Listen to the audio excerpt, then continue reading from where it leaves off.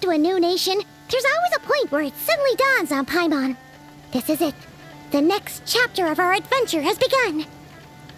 This time, it was the moment she realized she just polished off the very last of her Saurus crackers.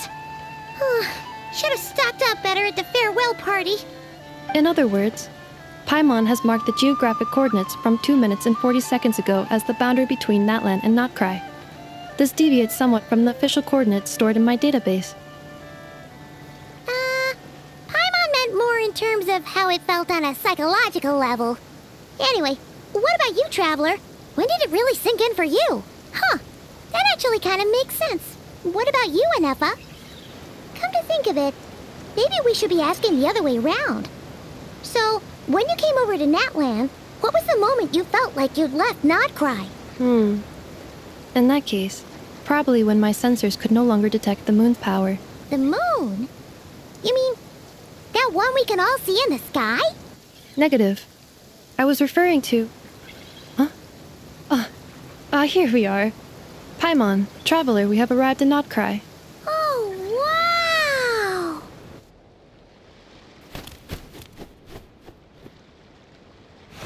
Paimon, Traveler, welcome to Nod-Krai.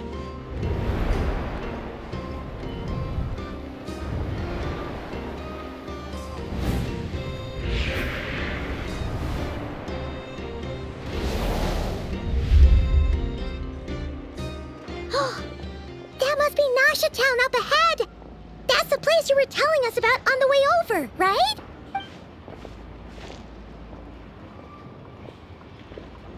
That is correct, Paimon. It is also the most bustling commercial hub in all of Nod-Krai.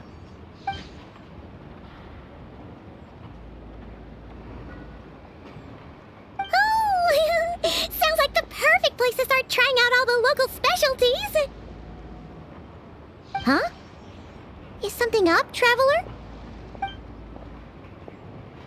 Paimon, this is where our spaceship landed when Lumine and I first arrived in Teyvat. Huh? Are you sure? But how come you've never mentioned that before? Seems pretty important to Paimon. Oh, well, because those memories are really hazy. All I remember is Lumine waking me up and us leaving the ship. But just now, setting foot on this land, I felt something. The kind of power I sensed in those moments. Are you referring to Kuvaki? What now? The locals refer to it as Kuvaki. It is a unique elemental force found only in Nod-Krai, or rather, a pure, primordial form of elemental energy. That is correct. Another similar concept I have found in my database is the primordial sea. Legend has it that long ago, the moon that shines in the sky above us once rose from the land of Nod-Krai. Modern geological surveys and meteorite studies conducted in the region have since supported this claim. So, when you mentioned being able to detect the moon's power earlier, you were referring to Kuvaki?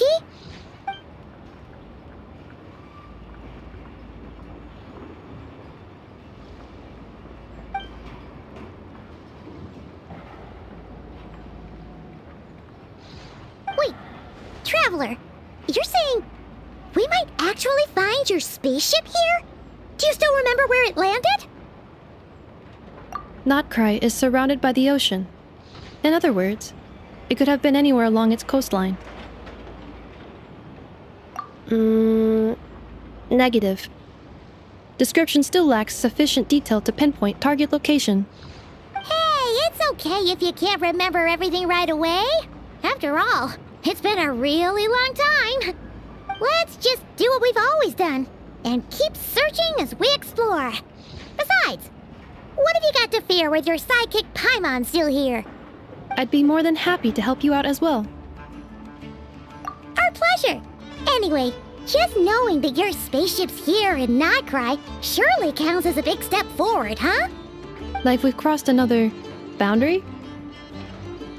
Paimon couldn't have put it better herself. You sure are a quick learner, Inefa.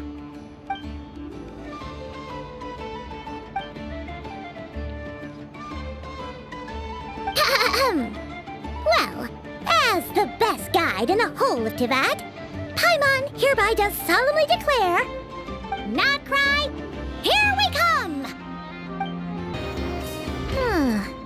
It just occurred to Paimon, if we were looking to put out a missing spaceship commission, or to learn more about Nod-Krai, wouldn't it make sense to drop by the Adventurers Guild? The guild is located in Nasha Town. Simply follow this road and you'll reach it.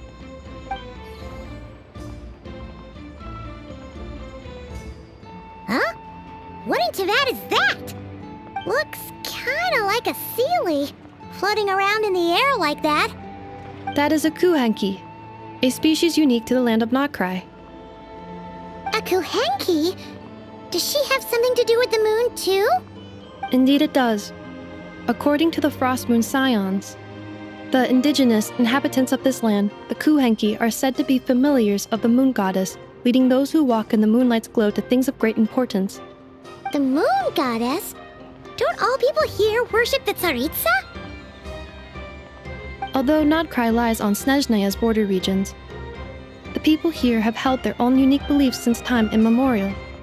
As I mentioned, everything in this land shares a deep connection with the moon and the sky above. The beliefs of the Frostmoon Scions seem to date back to the civilization of the angels. According to the documents in my database, even the 7 Archons did not exist at that time. Wow! So the origin of their beliefs goes back even further than the Archon War? Correct. At some point, you may come across some statues of their goddess. The Frostmoon Scions carved these as well. Hey! Looks like she's floating away! I suggest you follow her. The probability of an ordinary person encountering a Khaenri'ah lies in the single digits. Many here consider them heralds of good fortune. Is this a travel guide? Huh. It actually led us to something useful.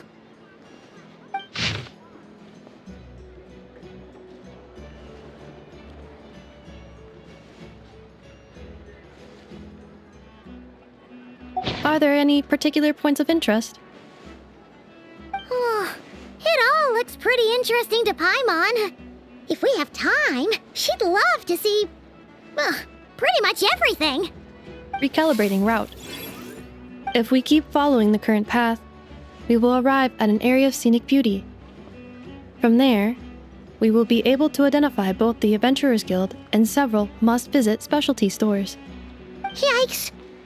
Why is Paimon suddenly getting the feeling that if she doesn't step it up soon, enough is gonna put her out of a job?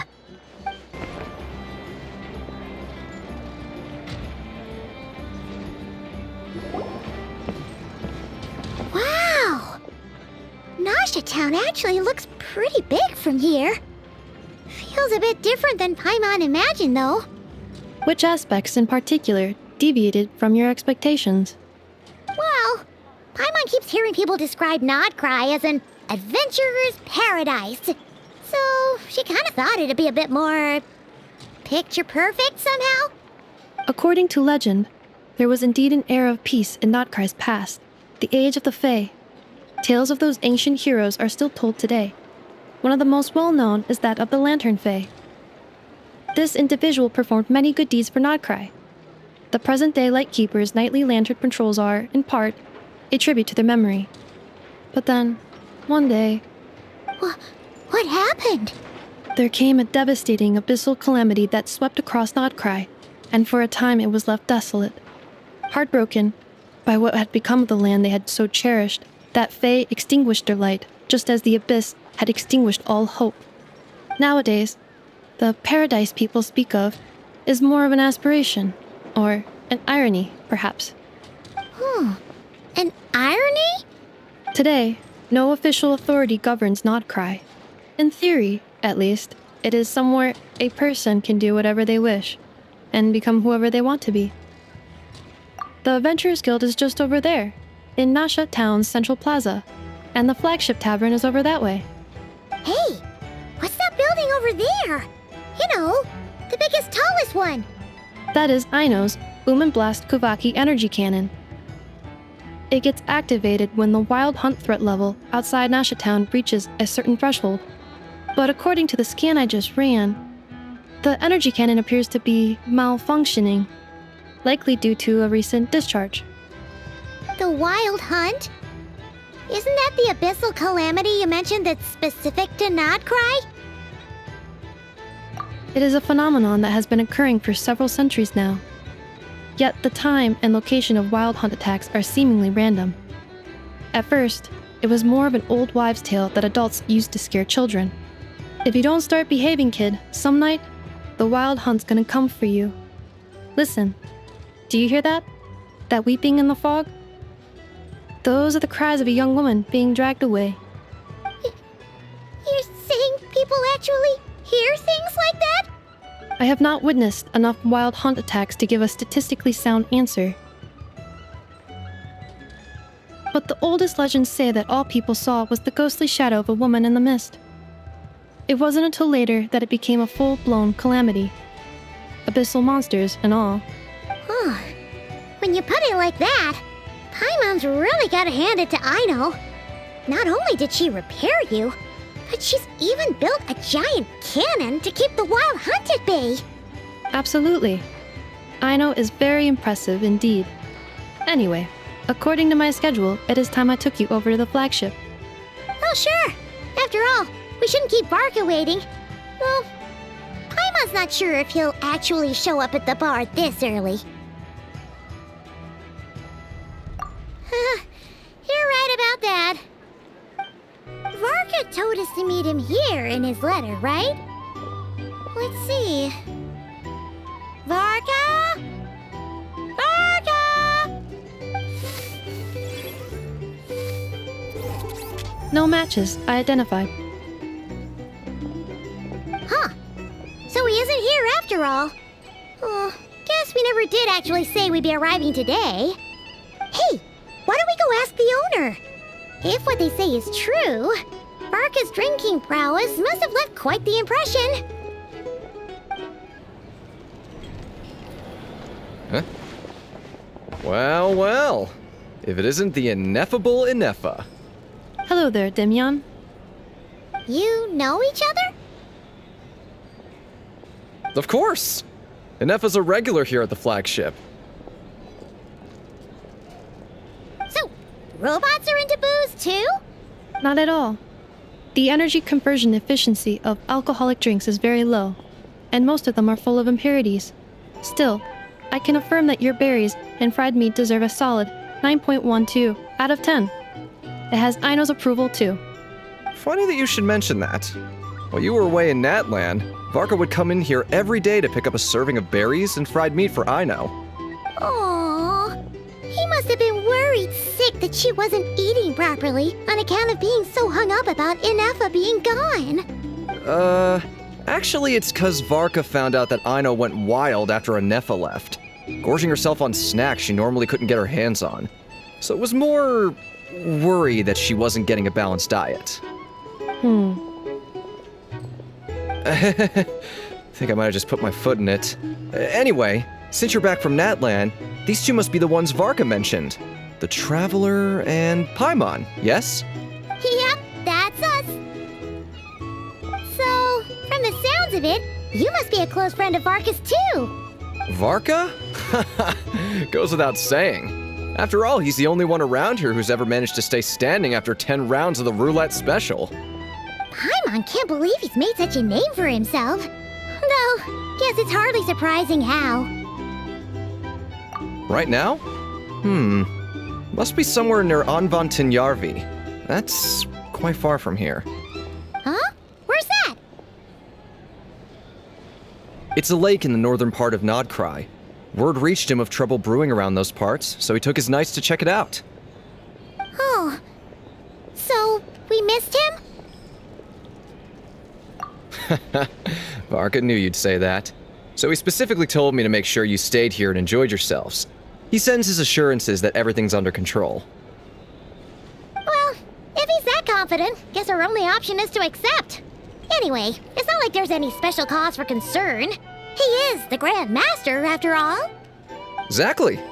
Plus, not only has he booked you into our finest room, he's paid for it in advance, too. Whoa! That's so generous of him! yet, but Paimon's got a feeling that we'll get along with Barkout like a house on fire. Oh, and by the way, he also asked me to serve up a portion of berries and fried meat for Anefa. That was prepaid as well. Thank you. No, thank you. I'm the one who should be grateful for your business. Traveler, Paimon, why don't you go ahead and drop off your luggage? I can use this time to go pick up some components that Aino asked me to bring back. Sure thing. Besides, now that we've got ourselves a map, once we're done unpacking, we might as well go for a stroll ourselves. Why don't we meet up again later? Oh. So you no longer require navigational assistance? No worries, we should be fine. We've got a rough idea of our way around town, so Paimon's reasonably confident we shouldn't get too lost. Thank you.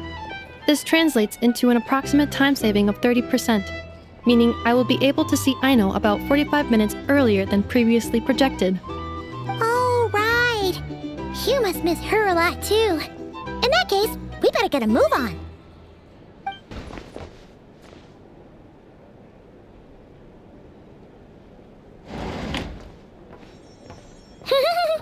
Feels pretty nice having someone sort out our food and lodging for us, huh?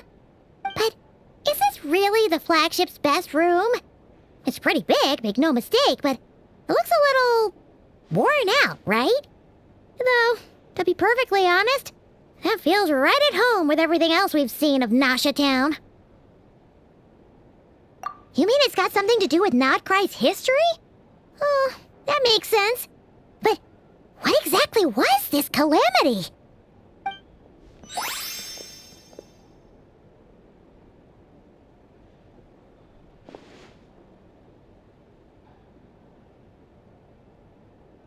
Oh, should we try the berries and fried meat too?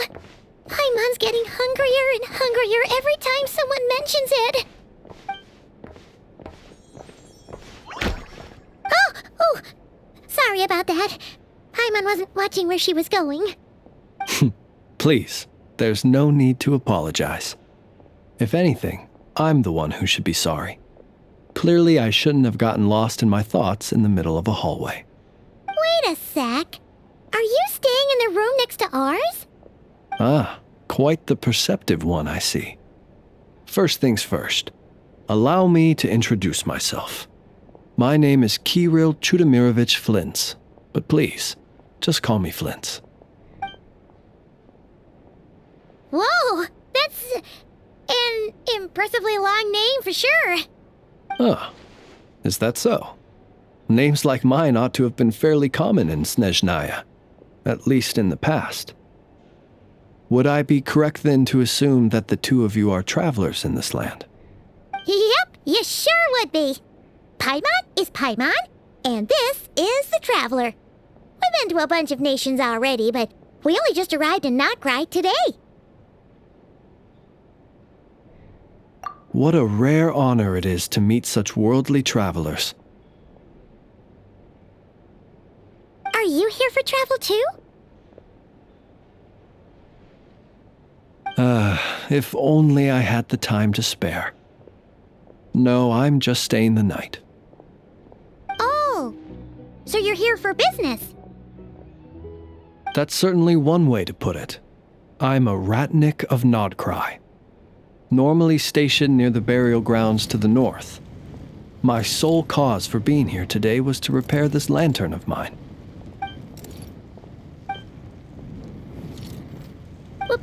The burial grounds? Your surprise is entirely understandable. Most people cannot even begin to fathom the idea of a life surrounded by tombstones and decay. But if you've heard of the calamitous abomination that is the Wild Hunt, you'll know that in their wake they bring a host of souls tainted by abyssal filth. That then is why we are stationed by the burial grounds, to hold the line where it is most vulnerable. Oh, so it's all about fighting against the abyss. Oh, sounds like a tough job.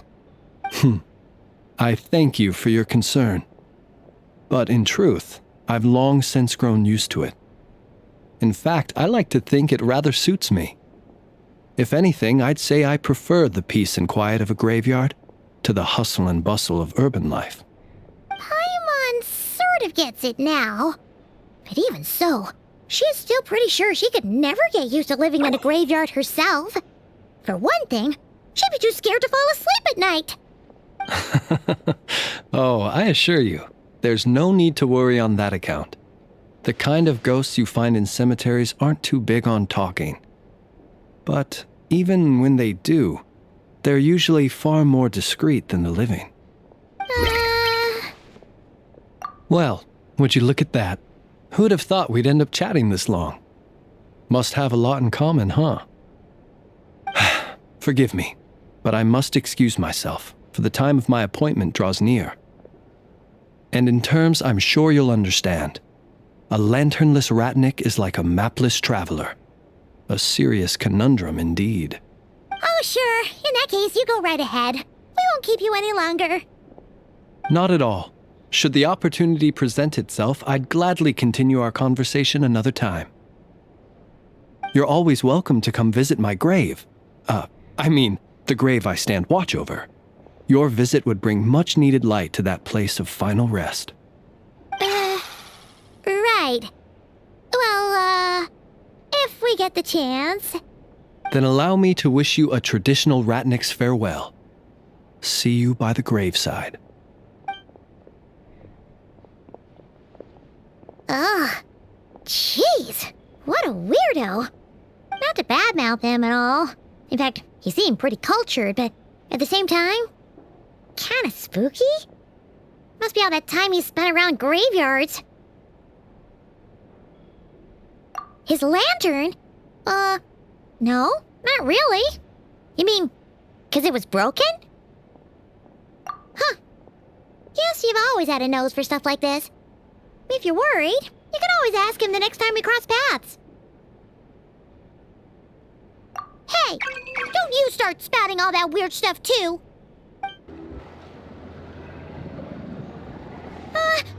Paimon almost forgot something super important. Were we gonna go try out the berries and fried meat? But now, heading all the way back to the flagship feels like such a waste. Please, accept today's boon. Come night or day, may the blessings of the moon goddess shine down upon you. Huh? What's going on over there? Wait, free food? Wow, the people here are so nice!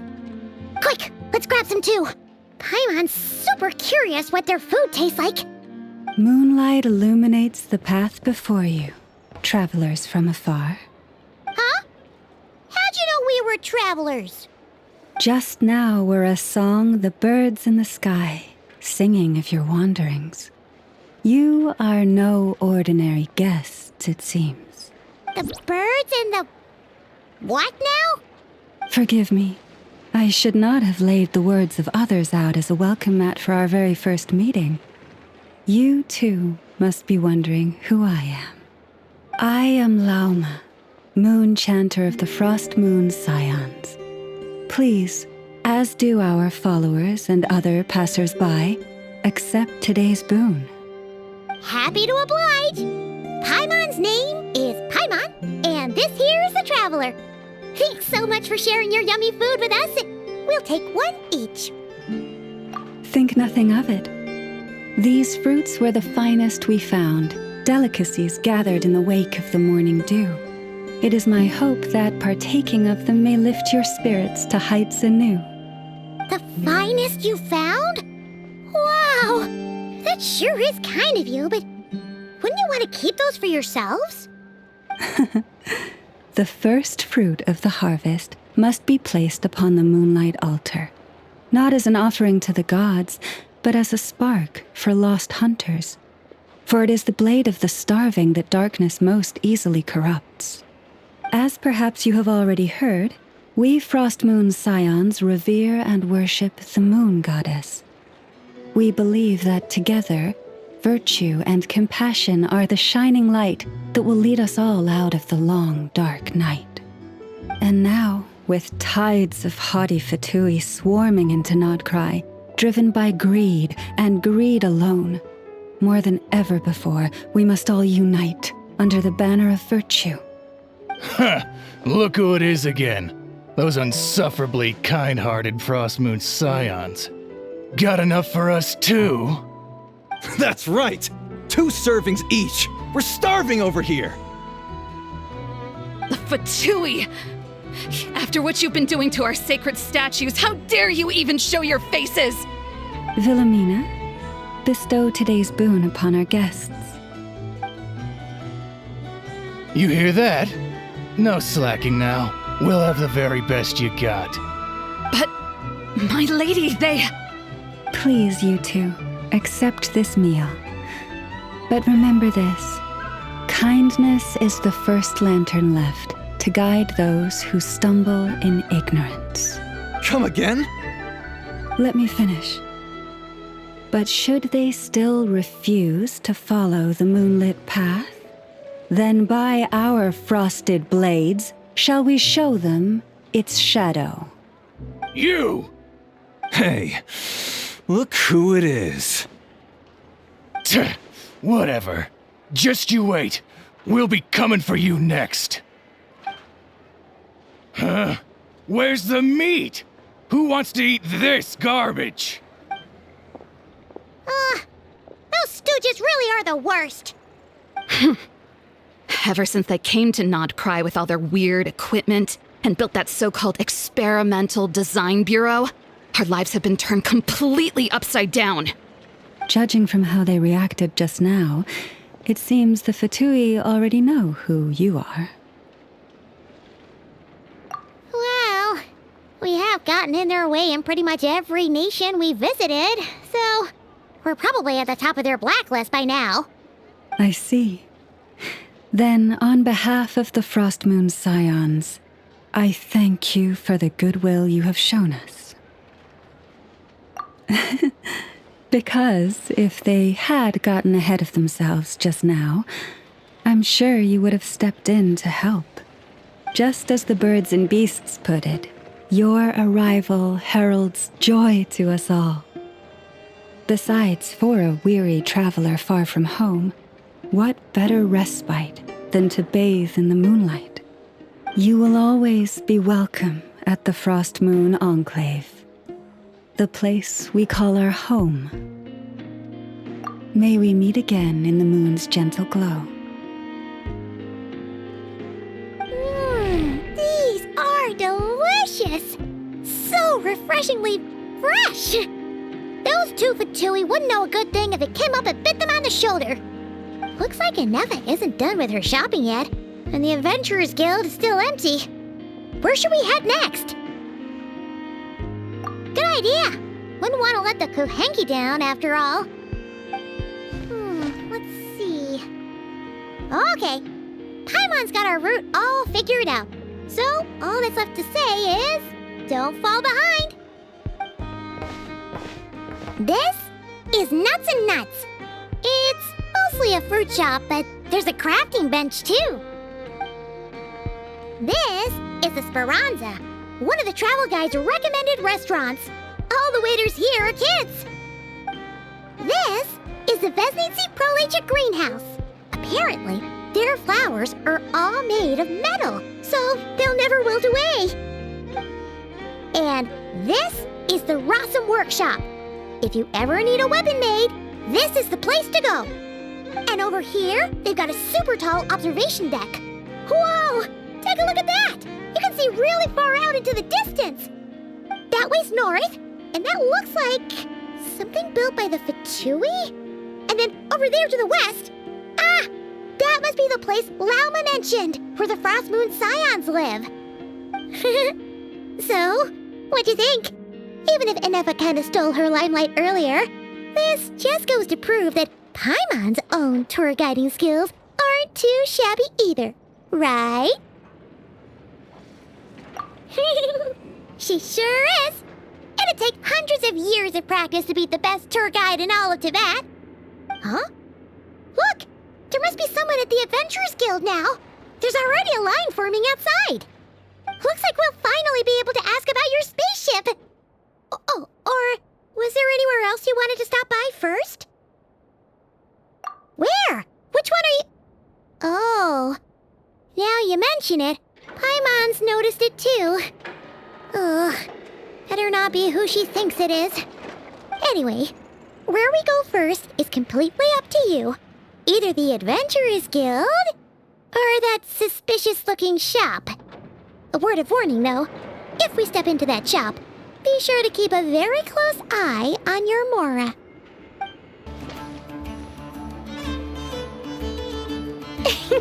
Please, here you go.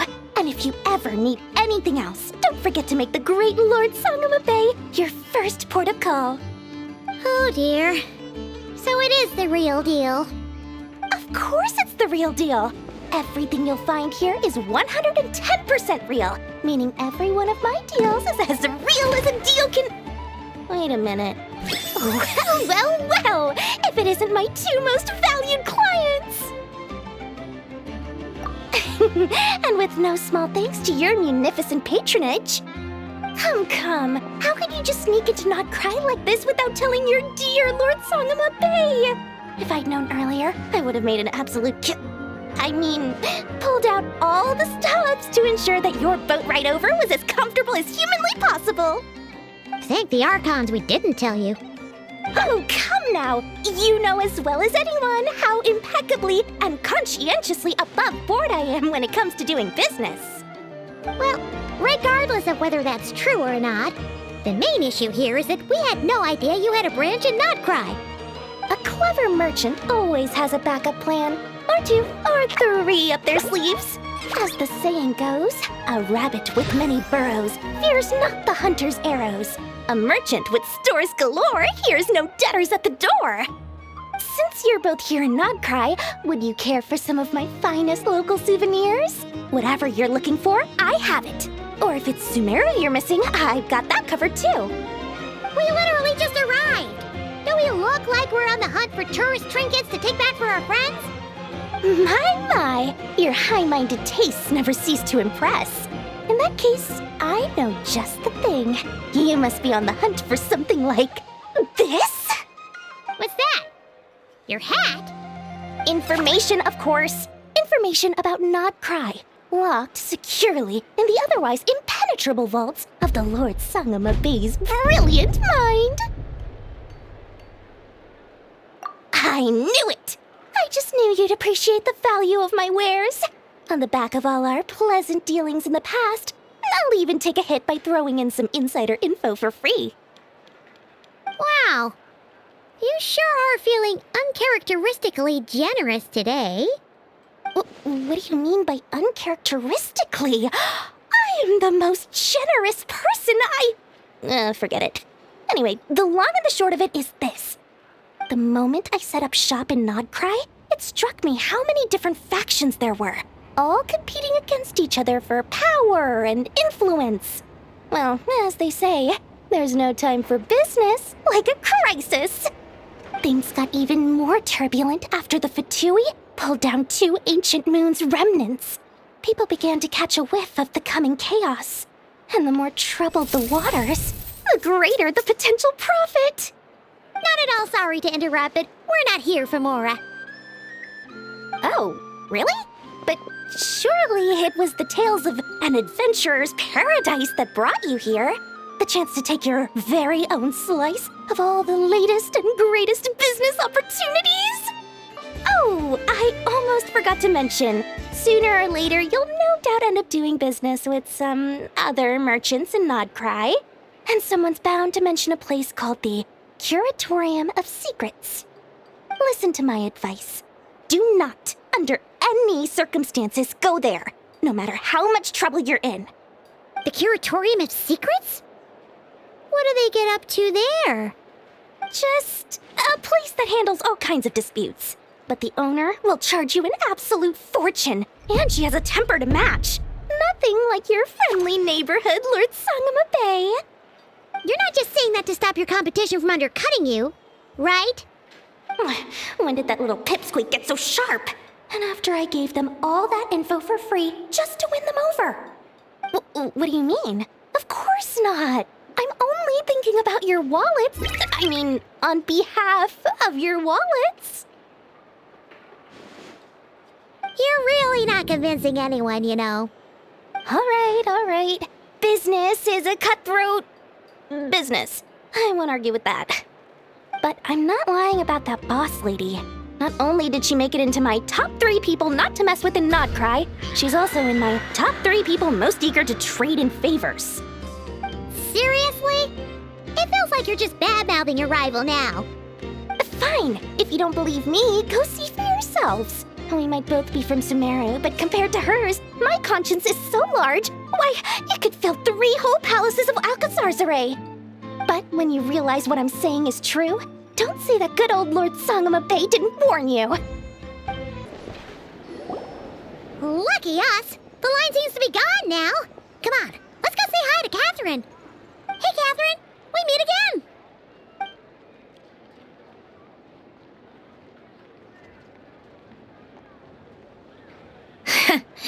How ridiculous. Huh? They often say that mortals, shackled by their own flesh and blood, may fail to perceive the truth of this world, even when it is right beneath their very noses. Yet I had not expected to have the pleasure to witness such heights of absurdity firsthand. But Paimon must have gotten the wrong person? At second glance, you do seem a bit younger than Catherine, and you certainly sound a lot less friendly. A creator might forgive ignorance, but being mistaken for one of my own creations is beyond all pardon. Look very closely, for standing before you is none other than Marionette, 7th of the Fatui Harbingers. A harbinger? I told you already, I'm not Catherine. Just how obsessed are you with my machines?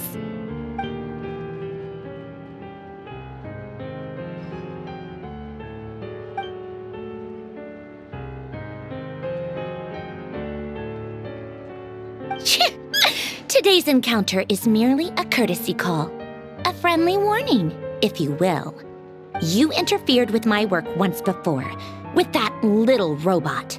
I let it slide. After all, it was nothing more than a distraction, a side project at best. But we are in Nod-Krai now, and as such, I strongly advise you not to stand in the Fatui's way. Otherwise, the next time we meet, I might just have to drop all this meaningless etiquette. Oh, please. You've got some nerve coming out with barely veiled threats like that. You're the one stirring things up here. Oh, perhaps you have misunderstood. Just because Nod-Krai lacks a ruler at present, that does not mean it should not be ruled. We Fatui are simply establishing a new order. Yeah, right. More like shady experiments, judging by your massive creepy research facility. I've said what I came to say. What you do next, only you can decide. So why don't you start by using your already limited processing capacity to calculate your even more limited options? And, being the refined young lady that I am, I shall indulge you just this once. Ad Astra Abyssosque. Welcome to Nod-Krai, Dominion of the Fatui.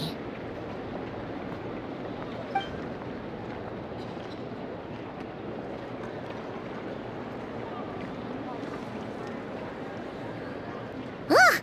Paimon's so mad right now! How can anyone so obviously evil be so annoyingly self-righteous? But if a Fatui Harbinger is here to greet us in person, that can only mean one thing.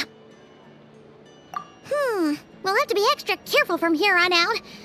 Paimon hates feeling like she's being watched. Hey! The real Catherine's back! Ad Astra Abyssosque. Welcome to the Adventurers Guild. How may I help? I will do everything I can to assist you. You're so much nicer to talk to, Catherine. Please don't leave us again, okay?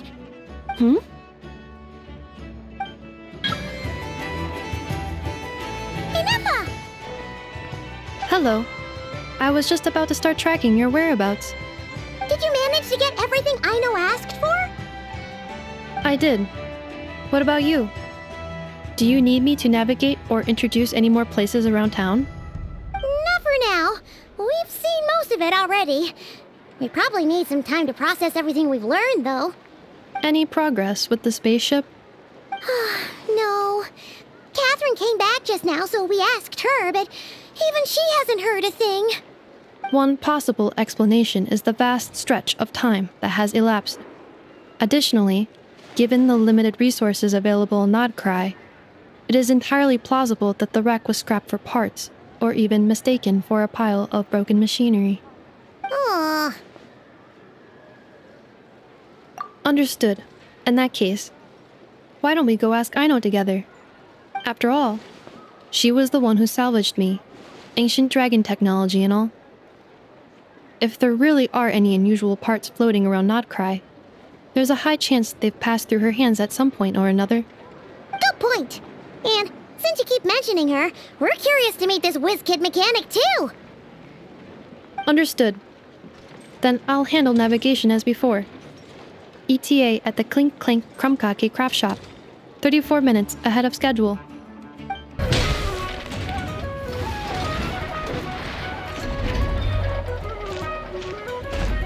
Here we are. The place Aino and I call home. Whoa! So many machines that Paimon's never even seen before. And then there's all these little robots. Did Aino build them all? That is correct.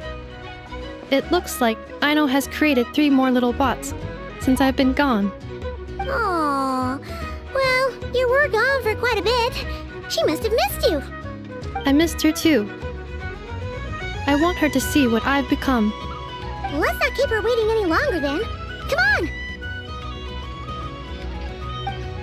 Aino, I'm back.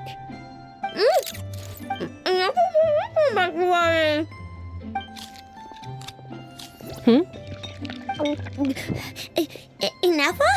You're back significantly earlier than I expected. Like a whole 30 minutes at least. Everything went very smoothly, which saved me quite a bit of time, so I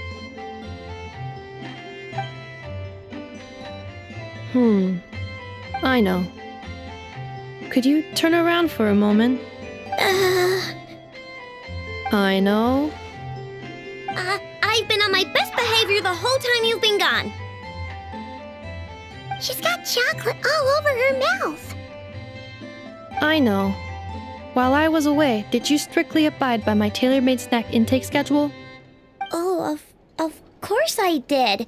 1 whole cake, 1 crumb cake, and 1 pack of chocolates a day, right? It was either a cake or a krumkake or a pack of chocolates per day. Oh, shoot. When did you finish the snack stash I left for you? Literally just earlier today.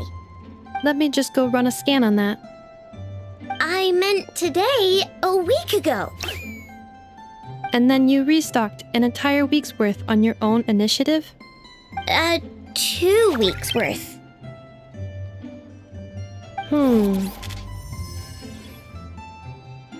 Why does Paimon feel like the roles in this household are pretty much the opposite of what she imagined? Calculation complete. Aino's recommended snack calorie intake for the next 4 weeks. 0. No fair! You're a meanie, Ineffa. This is what happens when you break an agreement. Oh, come on! Don't do this to me! I only ate a teeny bit extra every day. Just a teensy, itsy, weensy bit extra. That is objectively not a teensy bit extra.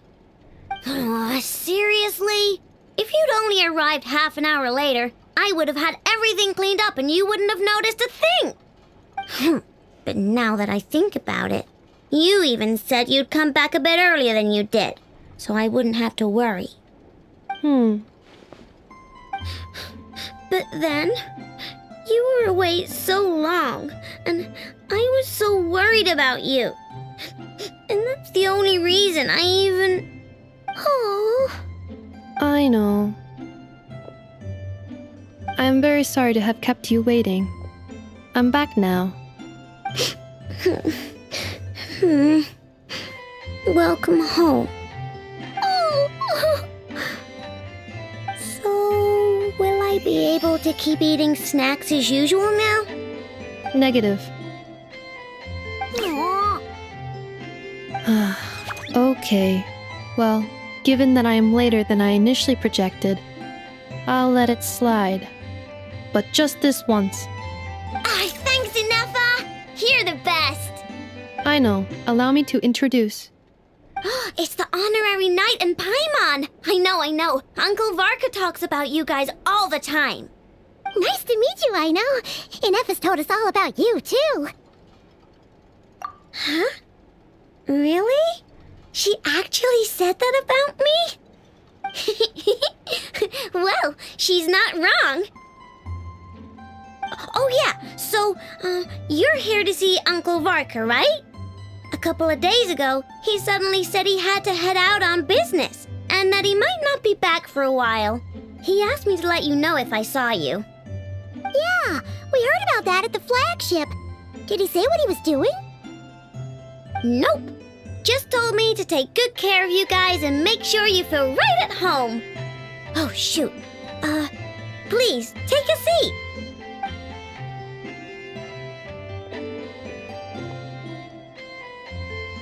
Do either of you need my help with anything? Anything at all? After all, I'm the head of this household. Sure wouldn't know it from that snack tantrum she just threw.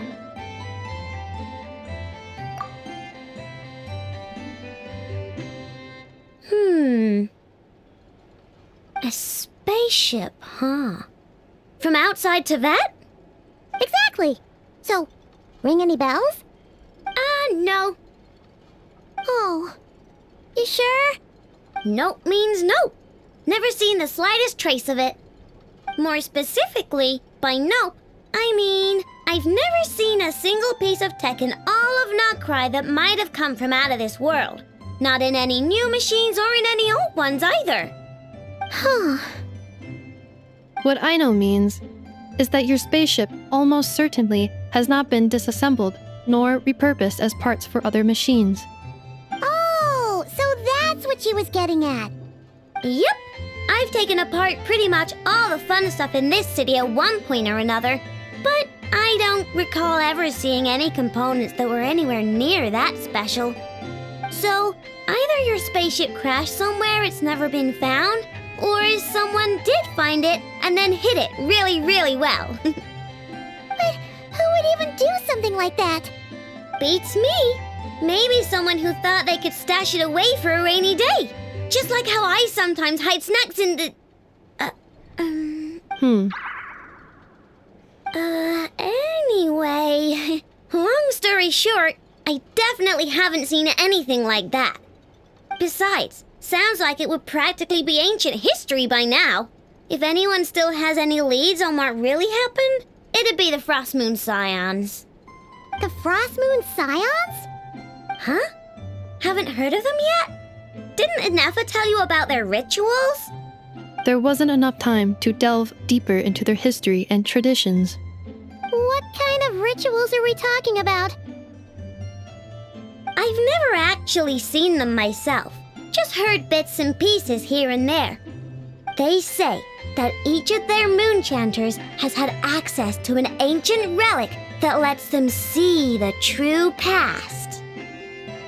Not sure exactly how it's meant to work. I can't get my head around anything that can't be explained by either machines or science. And to tell you the truth, I don't like it much either. Looks like we'll have to try our luck with the Frost Moon Scions. Aw, leaving so soon? Sure you don't want to hang out a little longer? It's getting late, I know, and these two still need to head over to Hisi Island. It would not be convenient for them to linger much longer. Aww. All right then. Don't worry. We'll be sure to drop in on you as often as we can. Really? You promise? Sounds like my type of visitors. You're welcome anytime. I'll be staying to look after Aino today, so I won't be going with you. Hey, don't sweat it. We'll find our way just fine. I'm glad to hear that. Also, I must admit, I have very much missed the charging bed that Aino made for me.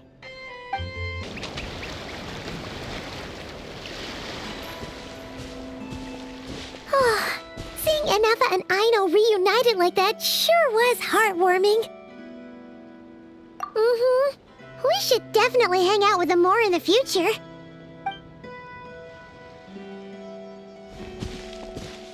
Speaking of homes, we must already be close to where the Frost Moon Scions live. The vibe here feels different, just like the scenery.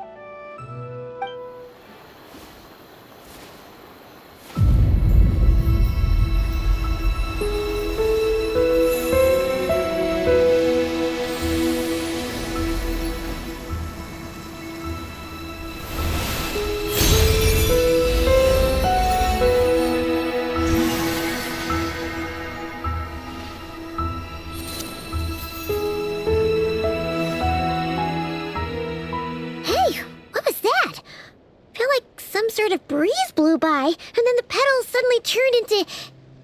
Huh? Is that a Kuhenki? She looks different from the ones we saw before. Hey there! What's your name? Huh. Doesn't seem able to speak.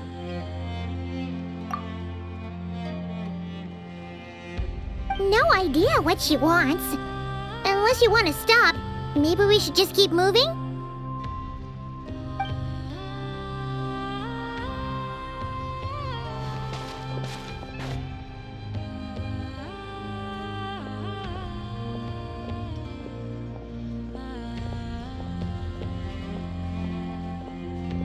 She's following us! Go on. Go on now. We've got stuff to do. Best you find someone else to hang out with.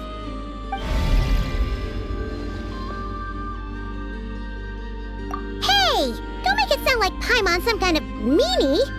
Paimon had no idea what she wanted, okay? Ugh. Anyway, next time Paimon sees her, Paimon promises she'll be nicer. Seeing as we're on our way over to meet Lauma anyway, we can ask her about it while we're there.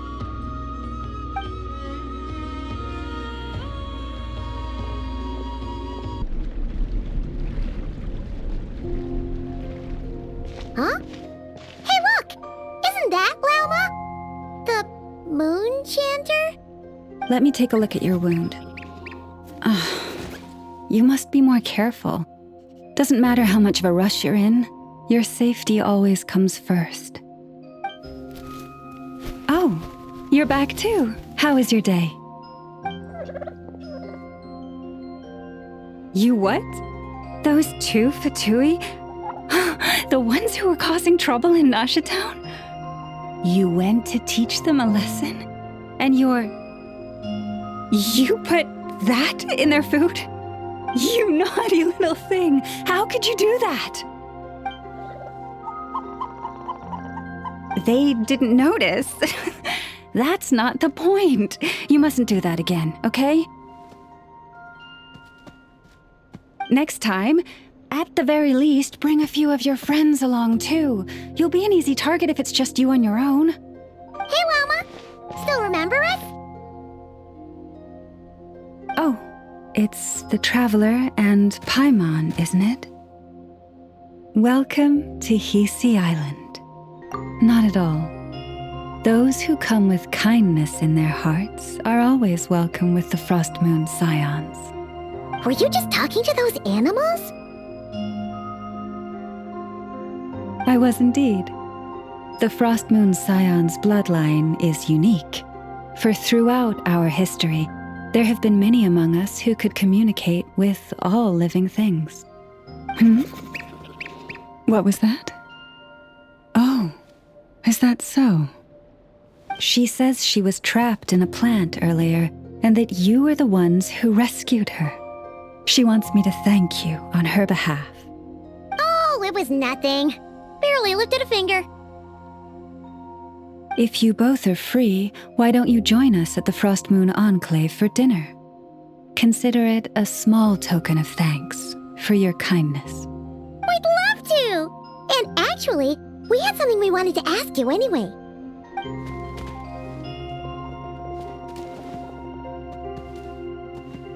Oh, you're interested in the story of Kutar? Kutar? Yes, Kutar is our moon goddess, the moon maiden who guides us. But up close, this one somehow seems a bit different from the one in Nasha Town. It's like it's more... natural? Or like... more harmonized in its design. That is because ever since the Fatui arrived in Nod-Krai, they have been modifying and defacing our statues as they please. These statues were made by the Frost Moon Scions who settled here hundreds of years ago, crafted from the very finest Lunasol stone. Not only is this stone exceedingly rare, but it also brims with Kuvaki. I suppose the latter must be what caught the Fatui's eye. For a time, we put up fierce resistance, but now, this is the only one left that still retains her original form. We heard they even pulled some ancient moon's remnants down from the sky. That's right. The two largest remnants landed in Nod-Krai, one here on Hisi Island, and the other on Paha Isle. The Fatui built their research facility on top of the remnant over on Paha Isle, but they've had their sights set on the one here, too. Oh! It's that little Khaenri'ah again! Surely that can't be. Hey! We've been wondering what was up with it, too. It just appeared out of some petals and hasn't stopped following us since. No, that is no ordinary Khaenri'ah. These we name Luon-Notar, beings born from the moon goddess's blessing. Can you understand what it's saying? We honestly haven't got the slightest idea why it's been following us. I'm afraid not. I cannot fathom its thinking any better than you can. Sometimes a long time must elapse before the moon goddess's blessings turn into Luon-Notar. Perhaps you two were simply there to witness that transformation. Oh, maybe. Legend has it that the Luon-Notar bring good fortune. Given that it seems to have taken a liking to you both, why don't you let it come along with you? Really? Then you can start by helping us find some more treasure chests along the way. Capiche? Twilight approaches. If you would hear more of the moon's story, then let us make our way to the Frost Moon Enclave. Beneath the gentle moonlight, I shall share this tale in full. Lama, you have returned. Wilhelmina, this is the Traveler and Paimon. Kindly arrange for 2 additional dinner settings for our honored guests. Of course, my lady. Wow! Everyone along the way here pretty much saluted you. Are you, like, super important around here? I am but a moon chanter, one entrusted to convey the moon goddess's will. Nothing more.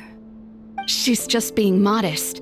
The moon chanter holds the highest rank among us Frost Moon Scions. Lauma is our leader. Wilhelmina? I know. I'll send word to the kitchen. 2 meals coming up. Whoa! Paimon had no idea you were such a big shot. It is merely that the unique traits of our bloodline have manifested themselves especially strongly in my person. That is no accomplishment of my own. Please, follow me this way.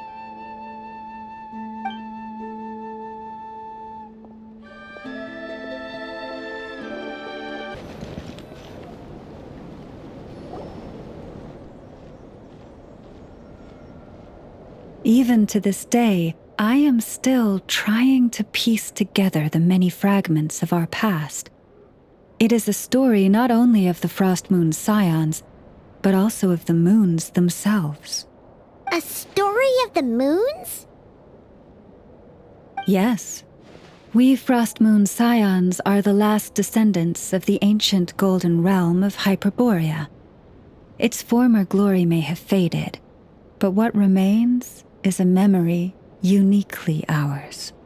In the distant past, Teyvat had not just one moon, but 3. It is said that they were created by the primordial master of this world, cast into the firmament to keep peace in the land below.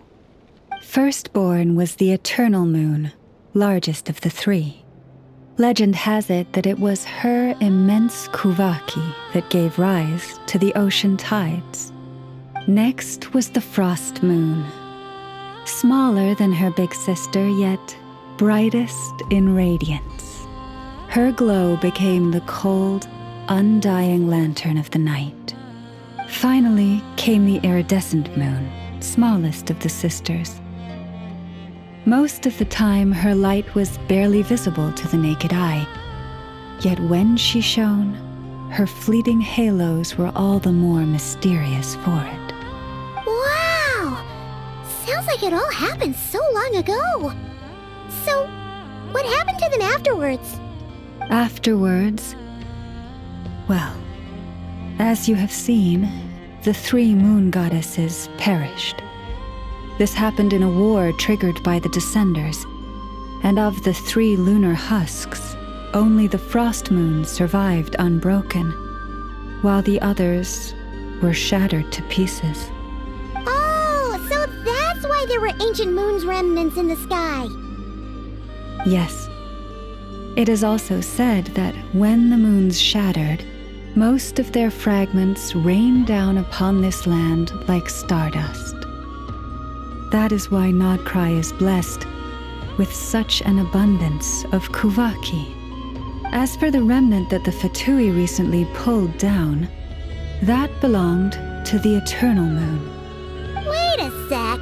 But you just said that 2 of the moons were shattered, so where are the remnants of the iridescent moon? The iridescent moon's remnants were never found. What happened to her after the war remains a mystery. Some say she vanished in an instant, while others believe that her remnants are simply too delicate to leave a trace.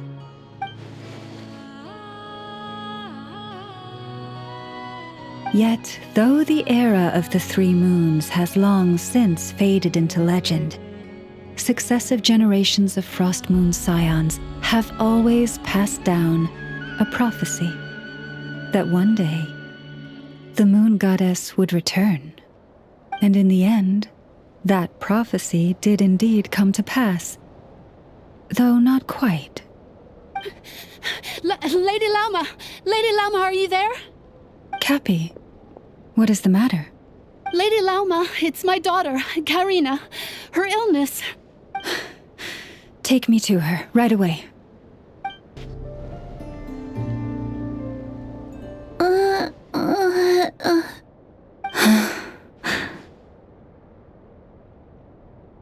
Her sensitivity to Kuvaki is flaring up again. After her last treatment, did you follow my advice and seek medical help in Nasha Town?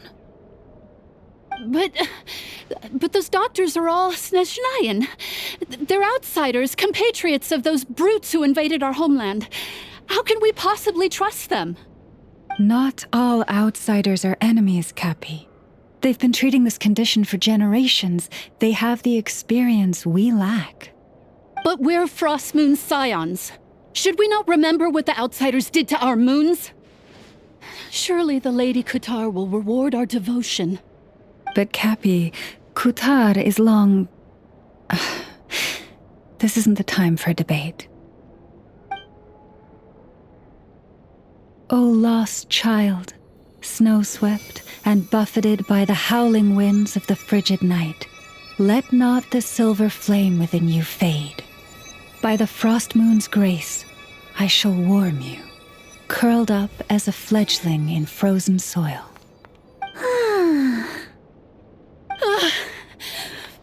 Godspeed to the moon goddess, my Khaenri'ah.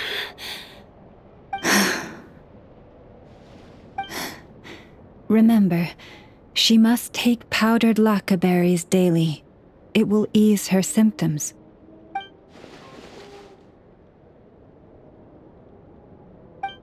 Llama? Philomena, what is it? Dinner is ready. I see.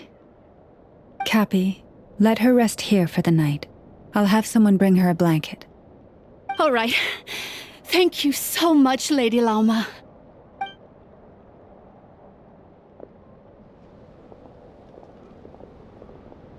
Will she be all right? Yeah. If there's anything at all we can do, please don't hesitate to ask. Thank you for your kindness.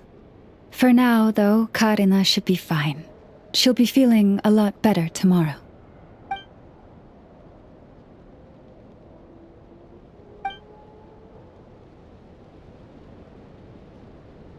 Please do not be worried. Come, let us head to dinner. I believe you still have some questions for me.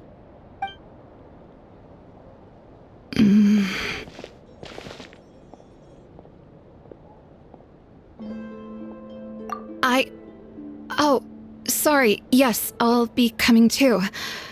I was just thinking about something. Oh? Llama makes such an unshakable moon chanter. Calm, capable, someone we can count on. Deep down, though, I know she's been quietly carrying the burden for the rest of us. Traveler, Paimon, believe me when I say that as a fellow Frostmoon Scion, I do worry about Llama. It's just that sometimes it's hard to say it to her face. Could I ask you to look out for her? I can tell she really trusts you. I fear that would stress her out even more. Sometimes I really admire her strength, but at the same time, I can't help feeling powerless myself.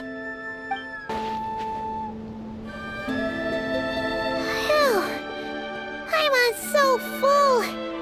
That was even better than the stuff you gave us before. I'm glad to hear it. Thank you for accepting such simple hospitality. Hey, we should be the ones thanking you. Seriously, that was seriously scrumptious. How did you even manage to finish it? This slop's barely edible. Then again, I guess that's what you'd expect from savages. It's you! Those rude old Fatui we just met back in Nasha Town. My sincerest apologies. If you found the food we gave you earlier difficult to swallow, may I suggest taking a deep breath and joining us? These delicacies might change your mind. After all, I suspect that your previous meal may have been tainted with something most unpalatable. Huh? What do you mean? Tainted with what exactly? With the bitter snobbery of those who call themselves civilized. Why, you? Looking for a fight? Sure, I'd be more than... Hold it! We're not here to brawl. Yet. We're here on official business. Orders from above. We're here to deliver the Frostmoon Scions a warning. Or rather, a final ultimatum. You have 3 days to hand over the relic and reveal the whereabouts of your so-called Kutar. If you fail to do so, the Fatui will immediately begin the cleansing of Hisi Island. Which, by the way, is the sovereign territory of the Tsaritsa of Snezhnaya. What insolence! Your demands are outrageous! For generations, this land has belonged to the... Dear guests, allow me to save you both time and trouble with a speedy reply. The Frostmoon Scions will never hand over anything to the Fatui. And to those who set foot on our land with ill intent, I say this. With your blood, we shall draw an inviolable line in the snow. That applies to you, too. Stubborn savages, the lot of you! You'll pay for this. Mark my words.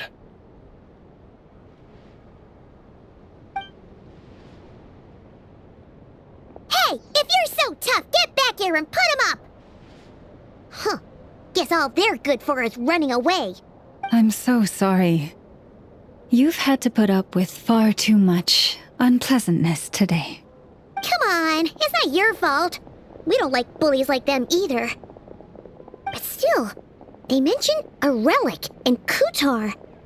What exactly could they be after? Oh yeah, so this might not be the best time to bring this up, but we kinda have a favor to ask of you, Lama.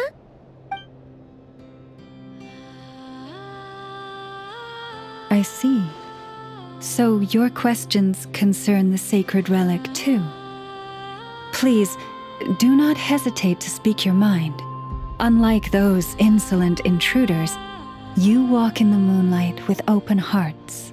You stood by us when we needed your help, so it's only right that I return the favor.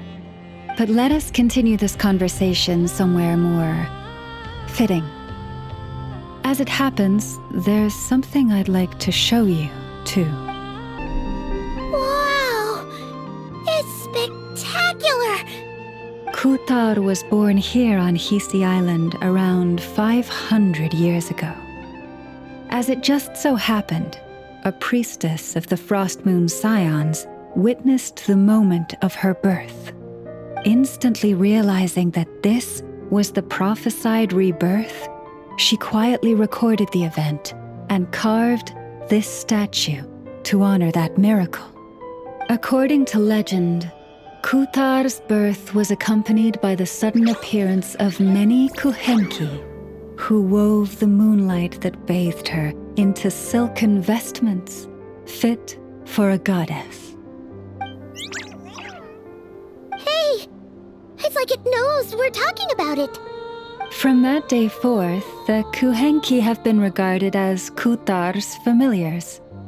Some believe that their habit of guiding travelers to hidden treasure stems from an instinct, the same one that not only drives them to protect the moon goddess, but also to make her smile. After all, according to the records, Kutar always looked lonely as she gazed up at the distant moon. Kutar left Hisi Island before I was even born. According to the previous moon chanter, the goddess was angered by our people's greed, and that is why she left us. Where did she go? No one knows what happened after she left. But just a few months ago, after those 2 ancient moon's remnants fell from the sky, she was spotted on Hisi Island once more. And the Fatui have been harassing and threatening us ever since. Judging from what they've said, our moon goddess is actually their missing harbinger, Columbina, the damselette. The damselette? But isn't she number 3 amongst the Fatui harbingers? So she's actually the moon goddess. Why would she join the Fatui then? That too is a question I've struggled with. But even at the best of times, understanding other people's choices is difficult, let alone those of a goddess. Plus, forgive me, there I go again, rambling on about our history. But you came here to ask about the sacred relic, didn't you? Honestly, I'm not sure which part she's more curious about now. Since ancient times, the Frost Moon Scions have had in our possession a special fragment of the ancient moon's remnants. A piece in which I sense a power unlike any other. Successive generations of moon chanters have all detected a divine presence within it. We call this unique remnant the Moon Marrow, We heard you can use it to see what happened in the past. What is it in particular that you seek from the past? Well, basically, to cut a long story short, the traveler here is actually from outside of Tibet. Oh.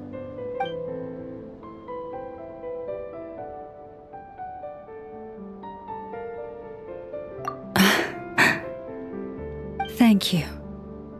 Your honesty is a sign of your trust, both in me and the Frost Moon Scions. Unfortunately, though, I won't be able to use the moon marrow to shed light on your past just yet. Our people revere the moon marrow as a sacred relic. I'm only permitted to retrieve it from the secret chamber in which it is hidden once a year, on Moon Prayer Night. Oh, really? So, when's the next Moon Prayer Night? Judging from the tides this evening, a little less than 2 months. Huh? Does that mean the date changes every year? The ceremony is held on the night when the moon is closest to Tevat. This is also when Nod-Krai's Kuvaki reaches its peak. Only then can the seal on the secret chamber be lifted. Oh, guess we've got no choice but to wait.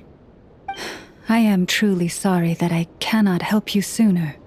But, as the Moon Chanter, I swear that I will do everything I can to help you find the answers you seek.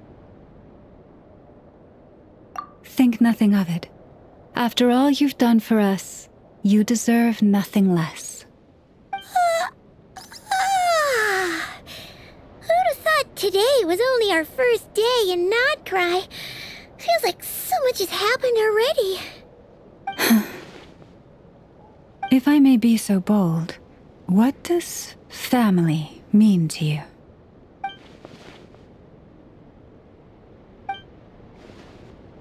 If you are aware of something, a secret that could hurt your family, would you be honest with them? Or try to hide it?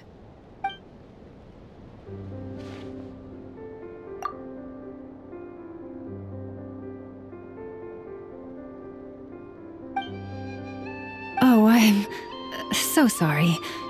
That was a strange question. I didn't mean to put you on the spot. I guess I've just never met anyone with a story quite like yours before. I just suddenly had the urge to ask. It's getting late, and you two must be rather tired too. Would you like to stay the night here on Hisi Island? I can have someone prepare some lodgings. Oh, that's all right. We've already got a room back at the flagship as it happens. Speaking of which, if you ever need us, feel free to come knocking. Do you need me to show you the way back? No worries. It's quite a way, and you should get some rest too, Lauma. We'll make sure to be careful. Understood. Then I won't keep you. May your first night in Nod-Krai pass in stillness and peace.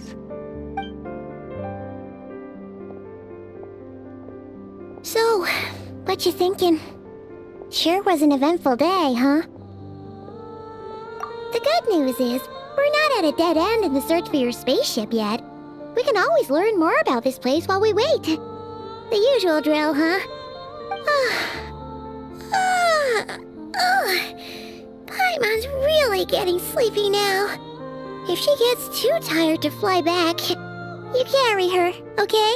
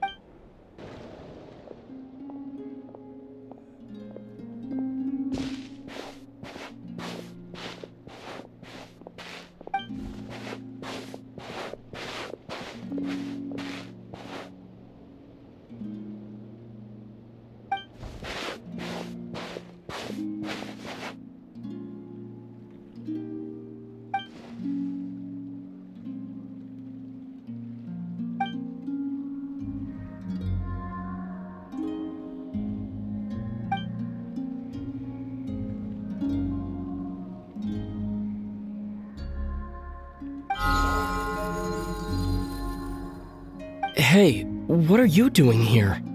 These flowers. I remember. When you first appeared, there were flowers like this all around you.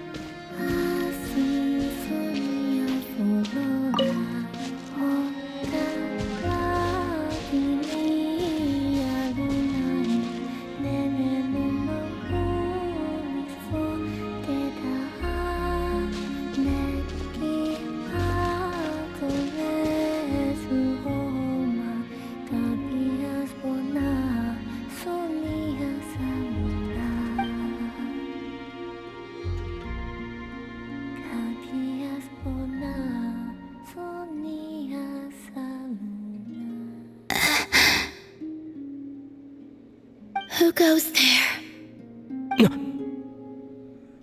How did you get in here? I am but a passing traveler. I followed your song here. I'm very sorry if I've intruded. The Kuhenki. She brought you here.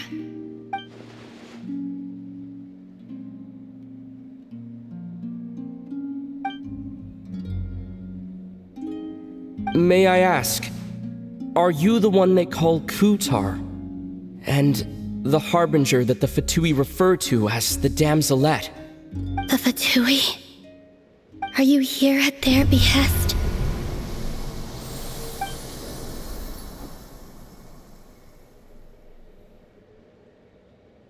Please don't get me wrong. I have no intention of doing anything for the Fatui. I just wanted to ask you about Nod-Krai and the moons. The moons? Do not believe in what you can see. What truly matters is what you cannot.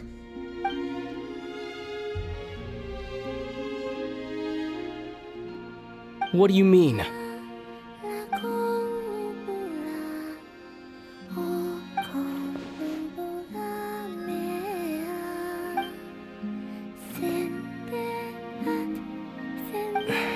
Listen, I'm the Traveler. I'm on a journey through the nations of Teyvat. Hello.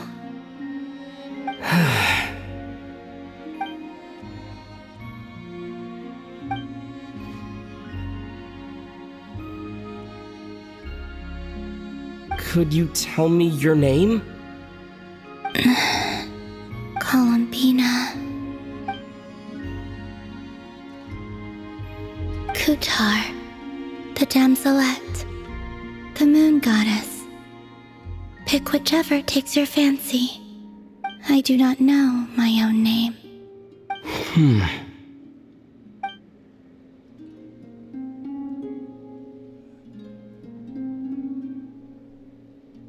Then, Columbina.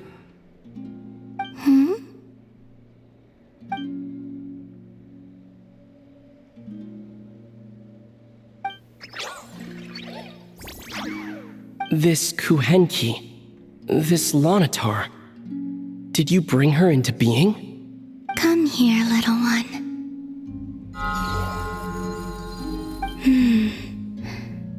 The trace of a blessing, but not one of mine.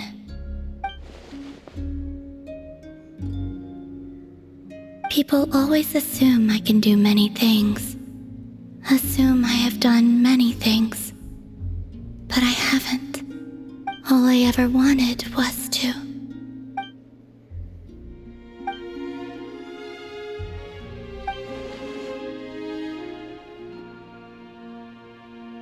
It's about time I got going. I'm very sorry for disturbing you today.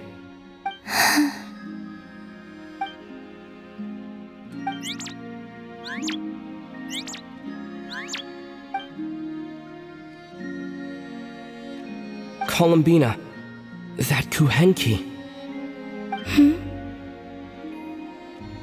Oh, you're leaving?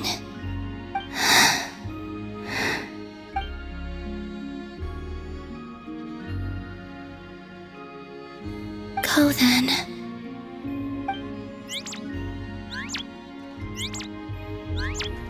Goodbye. Take care. The moon can be treacherous.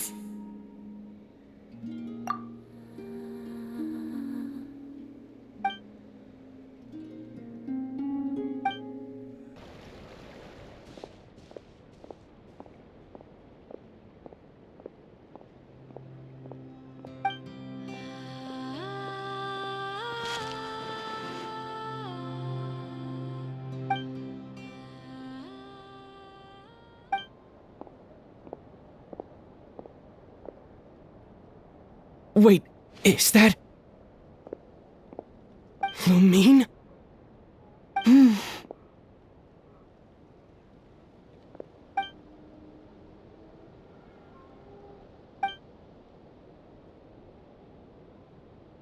Lumine!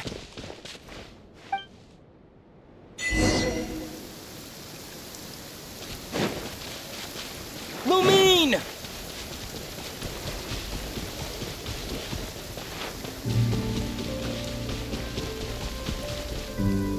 Lumine! Ether, it's you. Why are you here on Hisi Island? If I told you I was here in search of the Frost Moon Scion's sacred relic, what would you think?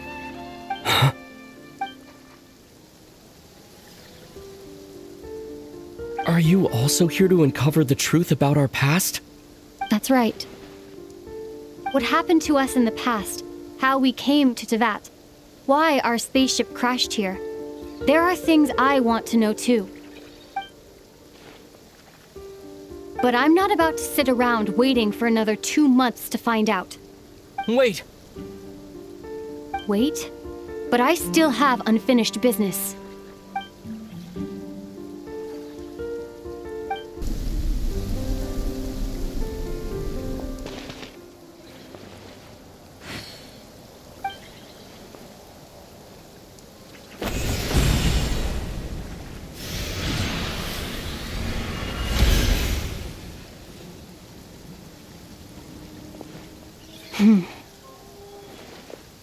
Hold on a second. What's wrong? That's the Frost Moon Scion's sacred relic. We can't just... Use it to get to the bottom of all this? We should at least get their permission. You barely even know her. Yet already you hold that moon chanter in such high trust? What do you mean?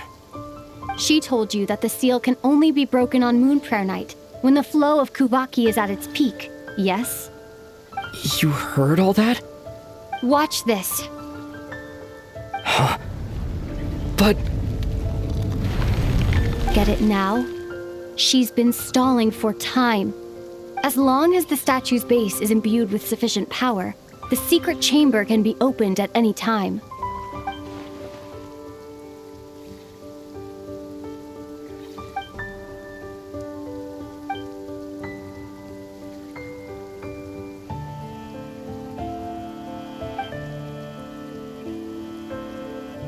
Is it such a sin when I don't put all my cards on the table for you, but not when someone else is doing it? It's not like that. Is it? Lumine, you've got it all wrong. This whole time, I've wanted to ask you, what happened to make you like this? I admit, I've been having trouble accepting it, but after all this time apart, I've finally come to terms with who you are, willful side and all. I trust you. I still do. Through all the worlds we've traveled, you've always been there by my side. If there are things you can't explain yet, I can wait while the journey goes on. I'll wait as long as it takes, until the day you're ready to talk. Ether.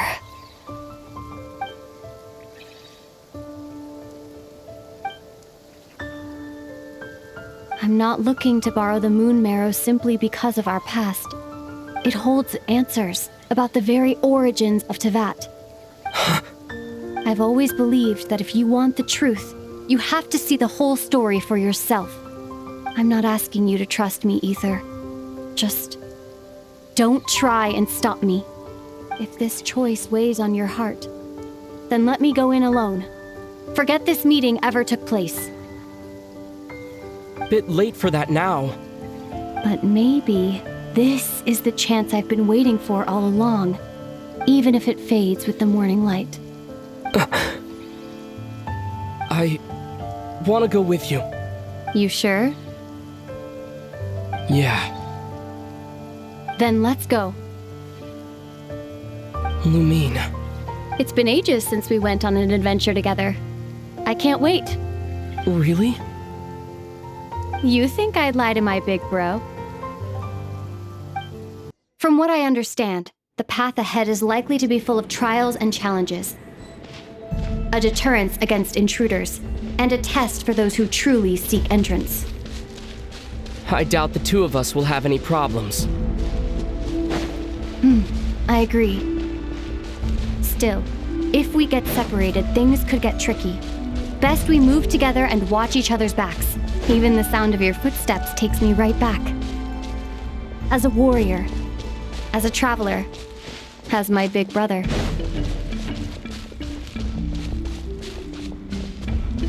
Looks like this is the first trial.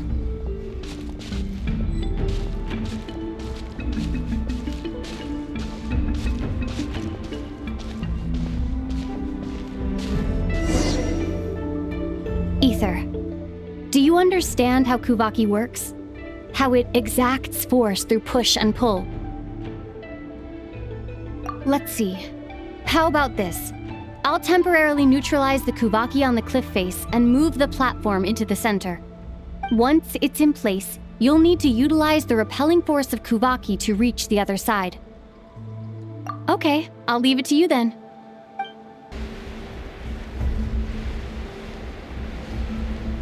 This should help Lumine get across. Lumine!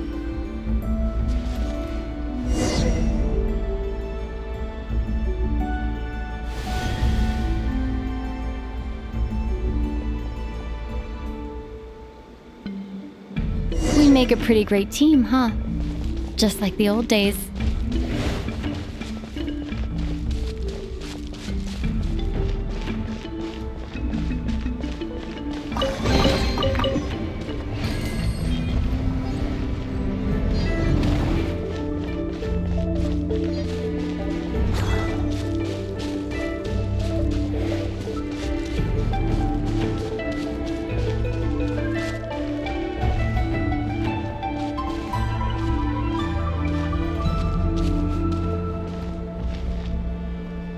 A wide open space. Must be in for a fight.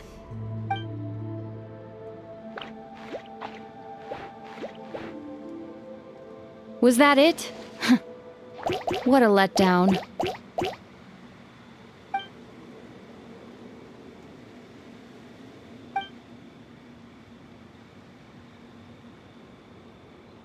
Ether. What is it? Why are you looking at me like that? Those enemies were weak, were they not? Maybe it's because the trial's only just begun. Actually, I've got an idea. Why don't we have ourselves a little friendly competition? Let's see if your journey has made you rusty. You're on.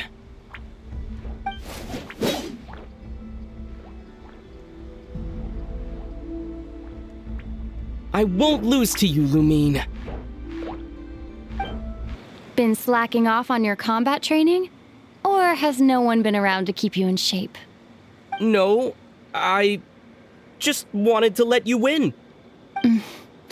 Been too busy practicing your excuses instead, huh?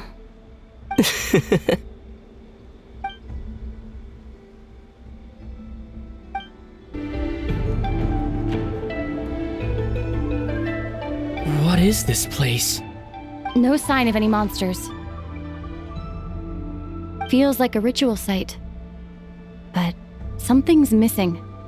It's ahead, inside that thing that looks like a mirror. I can feel it. But maybe it's sealed within. Can you open it using Kuvaki? Apparently not. Do you think it might have something to do with the Frost Moon Scion's bloodline? Lumine? If this is about strength of blood, what could possibly stop us? Let me give it a try. Why don't you check around for other clues? Sure.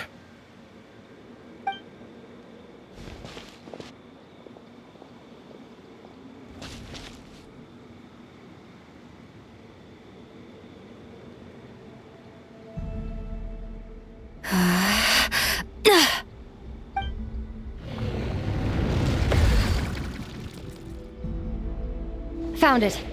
This should do the trick. Okay.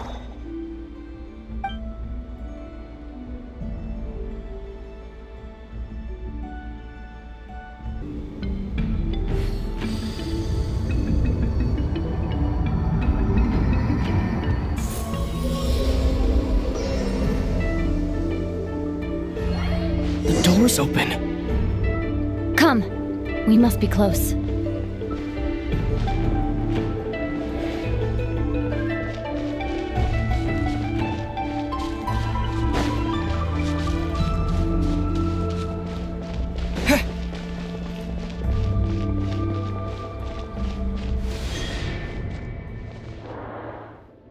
Stay on your toes now.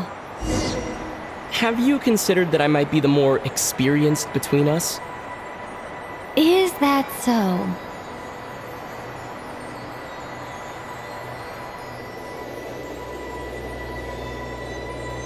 So, will you be heading off again after we're done here? Maybe, maybe not. Another cryptic response. Don't worry about things that haven't happened yet.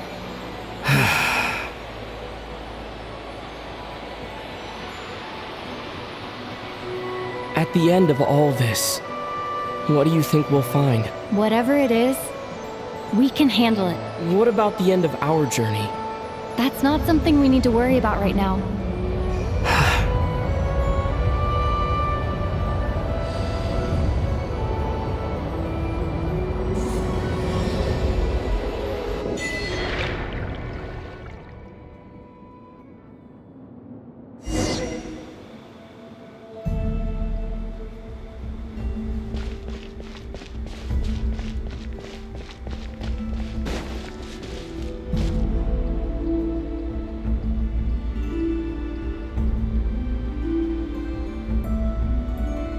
Looks like the final trial is just up ahead. Ready for battle? When have I ever not been? What's wrong? Going on an adventure with you, side by side, it's been so exciting. But at the same time, it just feels surreal, I guess. Maybe because it's been so long. You know, this is only the second time we fought together since the day we both woke up in Tevat. Maybe that's it. Ether, let the light of our blades come together once more, just like they did in the past. Lumine.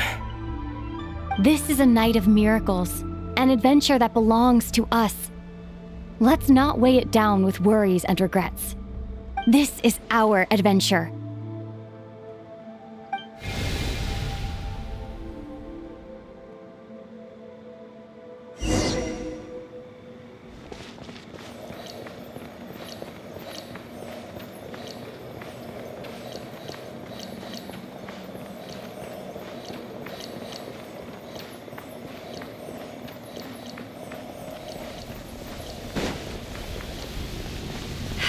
Here goes nothing. Prepare for battle. Stay focused! Dodge its attacks!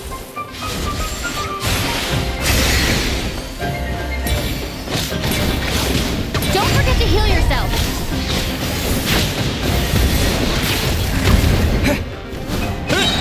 Now's our chance!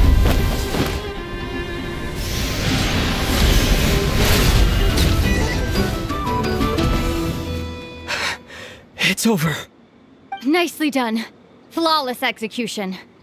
Couldn't have pulled it off without your backup. Not too shabby at all. As for what you were saying, yes, I should have come to see you earlier. Or at the very least... Spent more time with me going on adventures like this. something like that. Instead of just running off and expecting you to follow my trail. Wait a sec. That's not an official apology, is it? That goes without saying. Come on. Time to claim the treasure we came for.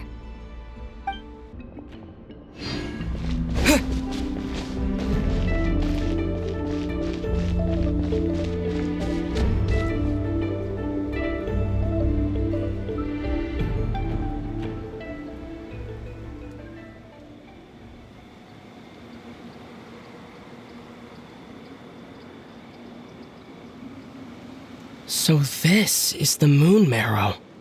The treasure we've been after. All right. Go get it for me, Ether. It belongs to me.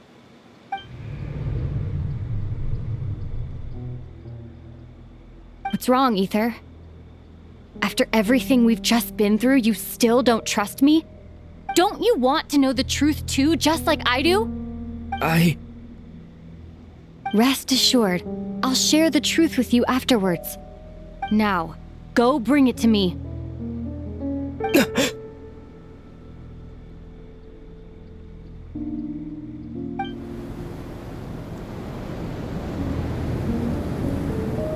What's going on? Where did this fog come from? Lumine!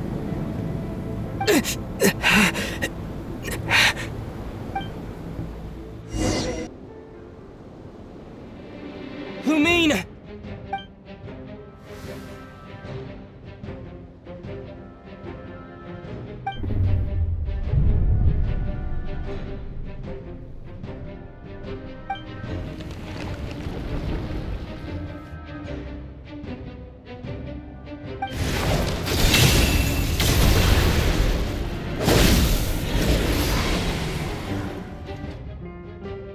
Lumine!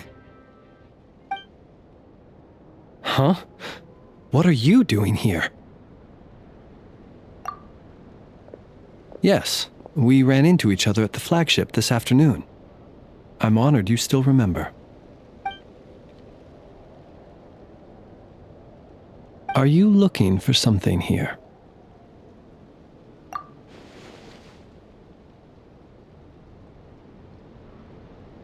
And you just happened to end up surrounded by the Wild Hunt. Sorry, I did not intend to come off as pointing fingers. Indeed, perhaps our courses of action do not differ so greatly. Not exactly. We Lightkeepers are accustomed to patrolling at night. A long-held tradition, you understand. I was just passing by when I noticed that the wild hunt had struck. So I simply did what I am duty-bound to do. As a matter of fact, I just saw someone leaving in quite the hurry. Was that your companion?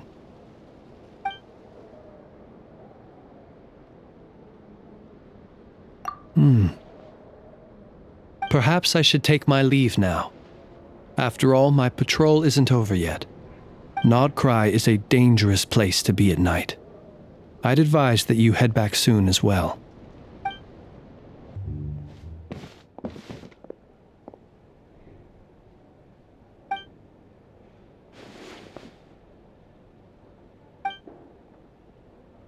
Paimon woke up and saw you were gone, so she made you a cup of berry juice to help you sleep.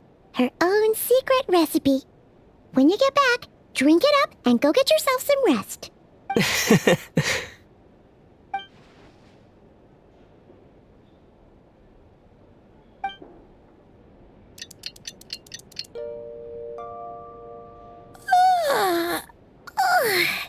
Good morning? If now still counts as morning. When did you get back last night? Did you sleep well? Good to hear. So, where'd you wander off to on your midnight stroll? Anything interesting to see in Nod-Krai at night? Oh, really? Come on, don't leave Paimon hanging. All right. Guess we'll have to feed your stomach before we feed Paimon's curiosity. Let's go grab something to eat while we talk. Phew, this is just the best, huh? Free food, free lodgings. This park is friend for life material, that's for sure. Hey, did you hear what happened? Hear about what? You know, all that commotion over at the Frost Moon Scions. Crazy, huh? Huh? What happened? See what I mean? Completely oblivious to what's going on around you. The sacred relic of theirs. It's been stolen. Hey, slow down. Paimon knows you're hungry, but you don't have to worry about her stealing your food. At least, not today. What? Was it those Fatui? No idea, but the news has already spread right through Nasha Town. What did their high priestess... what did they call her again? The moon... something... Anyway, what did she say about it? What could she say? She's the one who discovered it was missing. She was in Nasha Town first thing this morning, hoping to launch a joint investigation with the Voynich Guild. Whoa! Did you hear that? Lauma and the others, their sacred relic's been stolen! Who in Tivat would even have the nerve? Paimon bets it was that bunch of good-for-nothing, rule-breaking, troublemaking Fatui!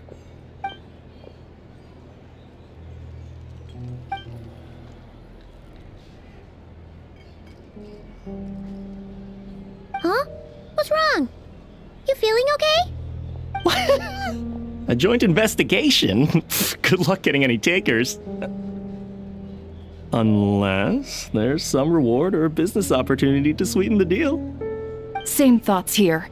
So just a few minutes back, she switched gears and headed over to the one place that might actually be able to solve this. The Curatorium of Secrets.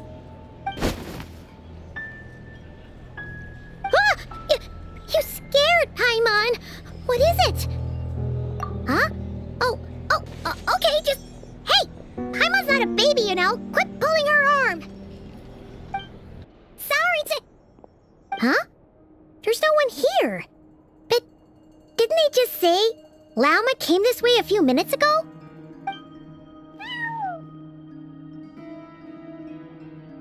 No one except for a cat watching over the front desk. Excuse... meow? Are we supposed to check in here?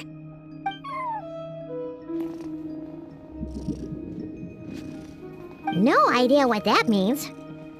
Is this Lauma's personal receptionist or something? Pretty sure she'd be the only person who could actually understand it.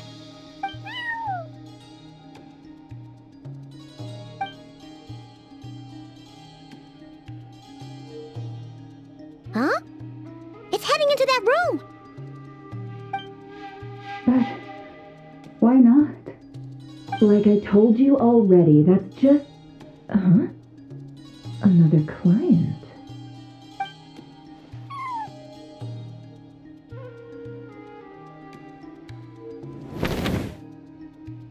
Ah! So, you were in this room the whole time? Something I can do for you? Traveler. Paimon. Oh, you're acquainted then? Yes, they visited Hisi Island yesterday. We had dinner together. Allow me to introduce you. Traveler, Paimon. This is Nefer, boss of the Curatorium of Secrets.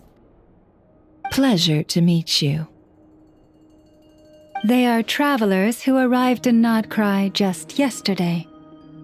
Greeted by the birds and beasts of this land, they are kind-hearted souls who walk in the moonlight's glow.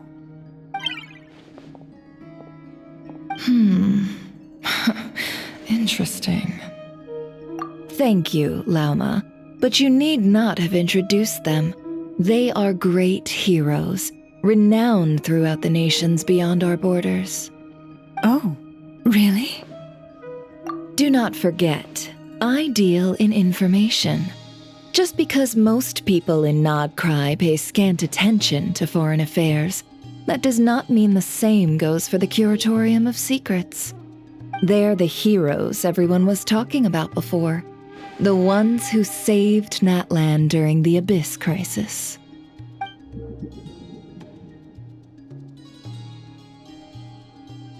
I see. We Frostmoon Scions seldom leave our domain, so I had not heard of your heroic deeds. Please, forgive my ignorance. It's no big deal. We were hoping to keep a low profile anyway. If we had to list all of our titles and good deeds, we'd be talking till sundown, and then some. Huh? What's wrong? Still not feeling great? So, what brings you both to the Curatorium today? Oh, so basically, we were just eating when we overheard people talking about how the Frostmoon Scion's relic had been stolen, and then he dragged Paimon over here. I see. I see. So you came over here because you were worried about Lauma. A combination truly befitting of great heroes. Strong at arms and pure of heart. In that case, Lauma, I've got a suggestion. Why not ask these battle-hardened heroes to take the commission for you? Honestly, it's a little beyond the means of such a modest establishment as ours. Your modest establishment? Unable to handle a commission? You just don't want to take it, do you? You're right. I do not. What kind of commission is this? Surely it's not to recover your stolen relic? Yes, that is it. Recovering the relic is both my duty as a moon chanter and a step toward fulfilling the promise I made the traveler, to help uncover the truth of the past. But Nefer has already declined our commission multiple times. And yet, just as it always has, the moon will continue to illuminate the sky above the Curatorium. Come night or day, may the moon goddess keep you. Enough of that.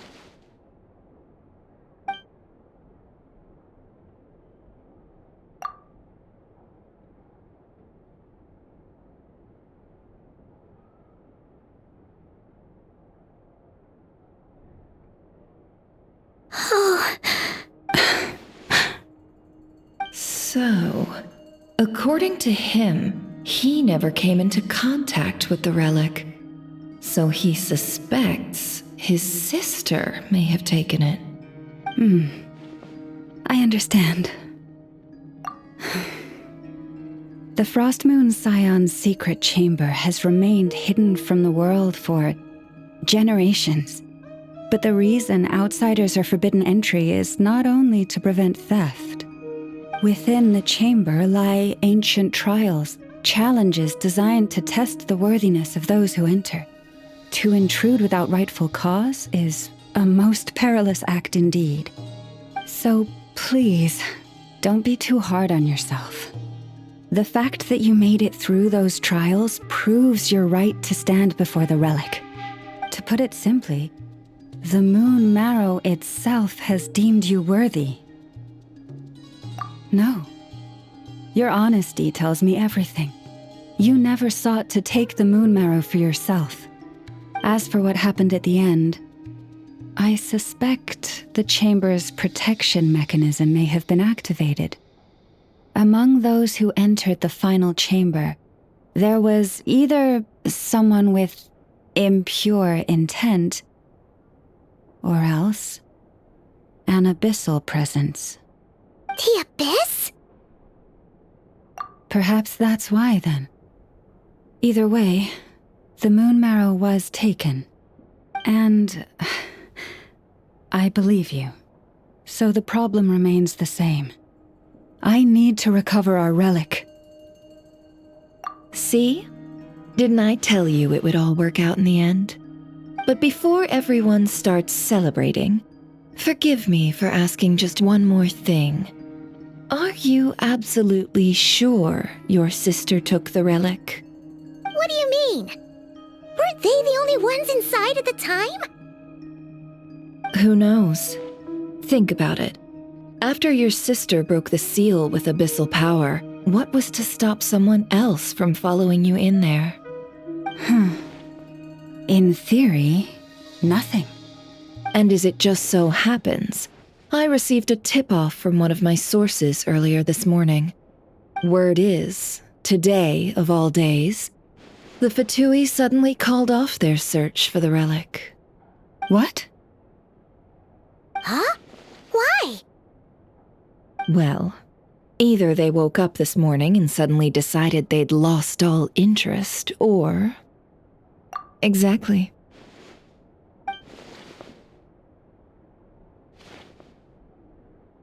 Are you wondering if your sister might be in cahoots with the Fatui?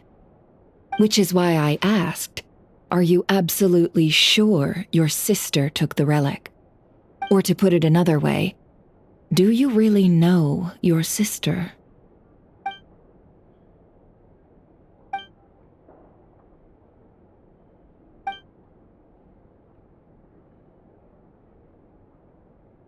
In other words, it's highly likely that the Fatui already have the Moon Marrow. So, basically, all we need to do is find our way into that Fatui research facility, and we should be able to get to the bottom of this, right? Congratulations, you've found your answer. Looks like the curatorium won't need to lift a finger this time. Well, Lauma, there we are. On behalf of our long-standing cooperation and the great hero by your side, I'll waive your consultation fee, but just this once. You're really not planning on helping us? I think I've helped more than enough already. If we're to stand any chance of infiltrating that facility, we'll need the help of a specialist. Just so you don't get the wrong idea, let me make myself crystal clear. The Curatorium of Secrets has always striven to abide by a policy of strict neutrality. We do not take sides with any faction in Nod-Krai. I cannot help the leader of the Frostmoon Scions sneak into a Fatui facility. That would make me their enemy. When one of their harbingers asked me to help them infiltrate your territory, I gave them the same answer. No. All right, I understand. But I do have one final request. I promise it's my last. It had better be. No matter who it is, I want you to help us persuade the next person who walks through that door to join us. What is she up to? You're that desperate for help? What if it's a member of the Fatui? It doesn't matter. You're welcome to tell them everything, even about our plans to infiltrate the Experimental Design Bureau. All I'm asking is for you to say one thing, just one thing to help persuade them. If you do that, I promise I won't ask you for anything else. Made up your mind? Fine. I'll play along with your little game. Besides, as long as I'm not personally involved, no one can accuse us of taking sides. Boss, I'm back!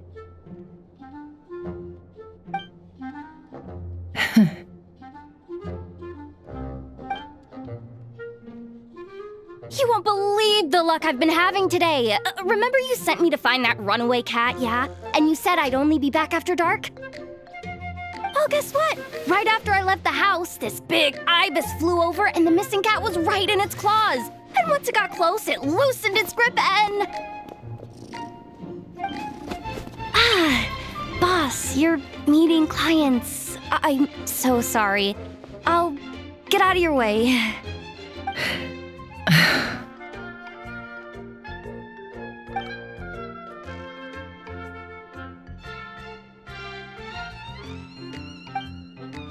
Yehoda, dear, come here. Huh? Me? Is something the matter? Oh, hi there. My dear Yehoda, I have a request. Yikes! Why does the boss sound so scary? Did I do something wrong? Would you be so kind as to accompany these 3 delightful clients of ours and help them infiltrate the Fatui's Kuvaki Experimental Design Bureau? What is going on here? Boss usually just says things like, hey, go do this, or you, go take care of that. Why is she being so scarily polite? And wait a sec. The Fatui's research facility? That's basically a death sentence. Made your mind up yet, my dear?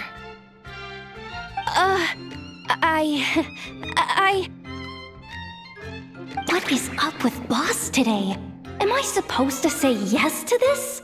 Or maybe it's because the mission's too risky, so she's actually looking out for me? Why is everyone looking at me like that? Is this some kind of test? I can't let the boss down. Can I? Have you made up your mind?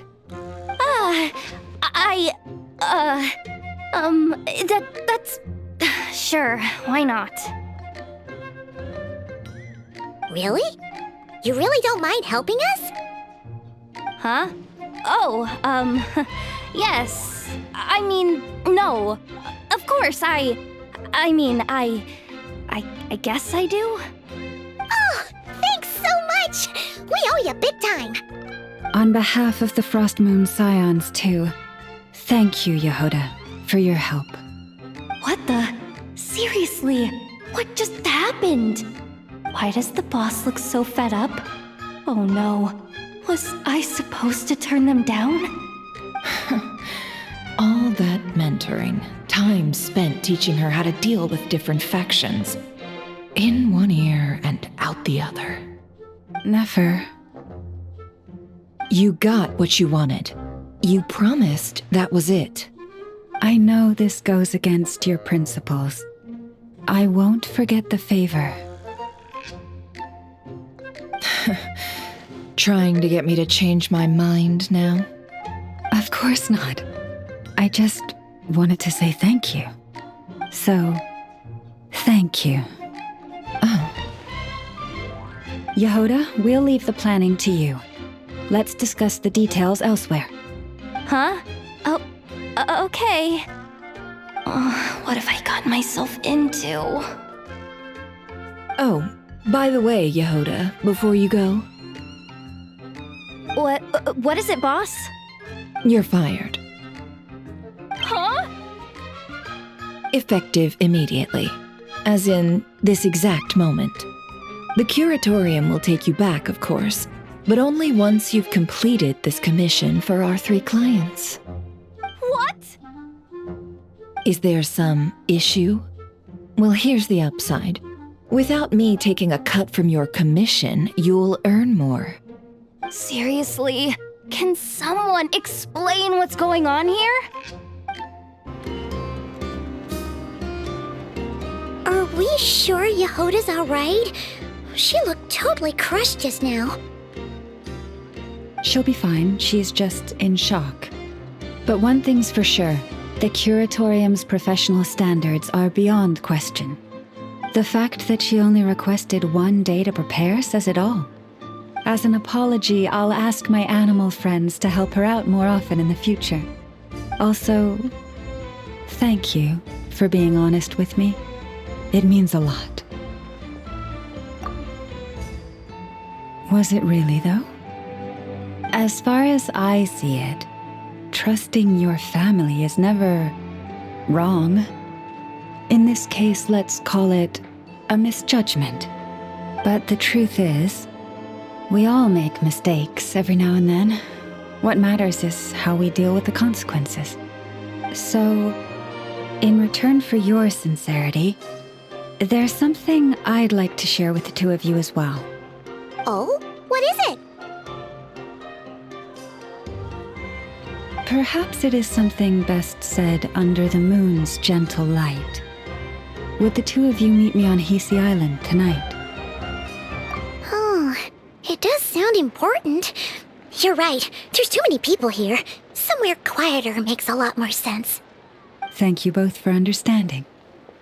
Then let us meet beneath the moonlight. Lalma, we're here! Huh? Lalma, are you praying? I am indeed. For the moment I was born, my people exclaimed, "Behold, eyes like the moonlit tide, antlers like the crescent moon, and blood that glimmers silver as the moon's reflection." From as far back as I can remember, I was revered as the frost moon's emissary and the moontide maiden. The first words I ever learned were prayers to the frost moon. The first gestures, those of our sacred rites. Wow, that must have been tough. Back then, I didn't know any better. It all just seemed so natural. The Frost Moon Scion's bloodline has long since begun to run thin. Nowadays, even those of us with antlers are few and far between, let alone those attuned to the power of Kuvaki. But I...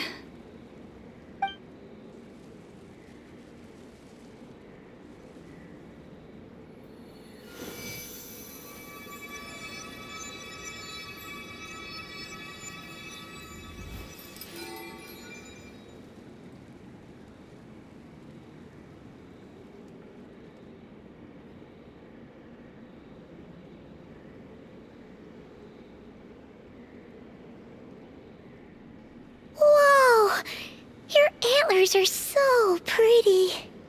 They say it's an extraordinarily rare condition. Once in a century, if that. I am unusually sensitive to the moonlight, as well as to the Kuvaki's ebb and flow. As a child, I could barely sleep because of it. Oh no! It was that serious? To others, fluctuations in Kuvaki are something you easily get used to, like a gentle tide lapping away at the shore. But to me, that same tide is a towering tsunami, a surging swell crashing against me. Of course, as the years went by, I learned how to suppress my senses. and my power. Enough to keep it all from overwhelming me. But because of that, I also had to walk the path of concealment. Concealment? From the moment I was first taught to pray, my kin would point up to the night sky telling me, that Lauma is the frost moon, the last of the moons, the sole surviving truth. But I would ask them in response, why? Why can't I feel anything from it at all? Later, I came to understand that they simply could not tell where the real tide was coming from. They couldn't sense it. The true moon beyond the sky's veil.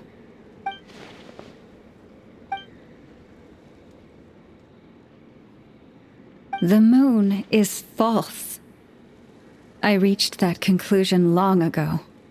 But there was no one I could tell. Not a single soul. At least, not until now. Am I the one who's wrong? Is it the moon that is false, or my own senses? I asked myself such questions time and time again.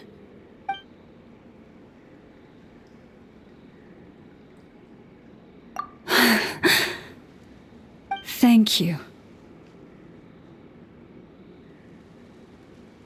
When you called yourself a descender, I had a feeling you might be able to confirm what I had always suspected. And now that you have, it's exactly as I imagined. I feel relieved. Oh, Paimon kinda gets why you couldn't tell anyone now. It's not easy to change people's minds on something they've believed for hundreds of years.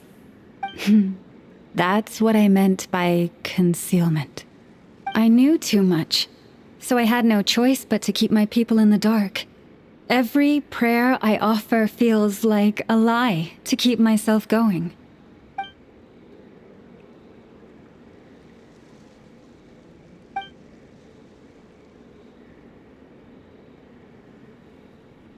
You've already met our Kutar, haven't you? Huh? When was that? And, more importantly, when were you planning on telling Paimon? Ah, no wonder. What did you think of her? What exactly do you mean by up in the clouds? I understand what you mean. She is quite indifferent to the world outside herself. But I find it hard to hold that against her. Yes, it was shortly after the fall of the ancient moon's remnants. I asked her what the Frost Moon Scions meant to her, and why she left in the first place. Yeah? So, why did she? Perhaps it's better if you ask her yourselves. Things tend to get lost in translation when you speak on someone's behalf. What I can say for certain is this. Even when I had no one to confide in, I still had a family. I still had the Frost Moon Scions. But that girl, born beneath the moonlight, perhaps she's never felt she had either. The truth is, though, she might have had it all, if only the Frost Moon Scions hadn't let her down.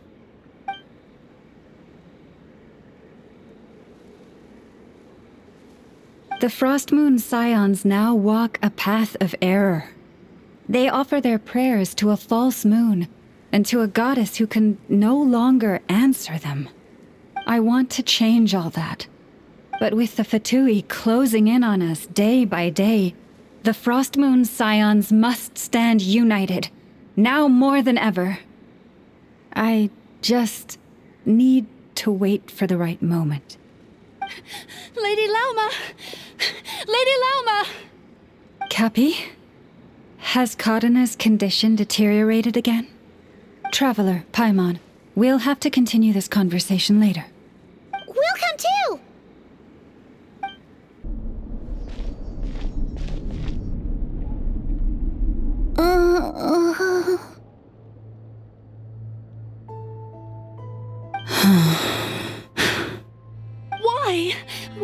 Did I do something wrong? I've been praying to the moon goddess every day. Why isn't she getting any better?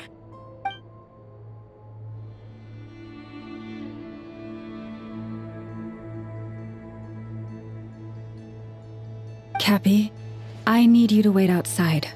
I'm about to start her treatment.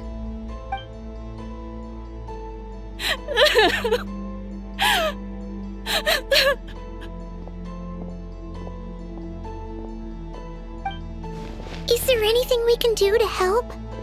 Just don't be alarmed by what you're about to see. And please, don't let her mother see it.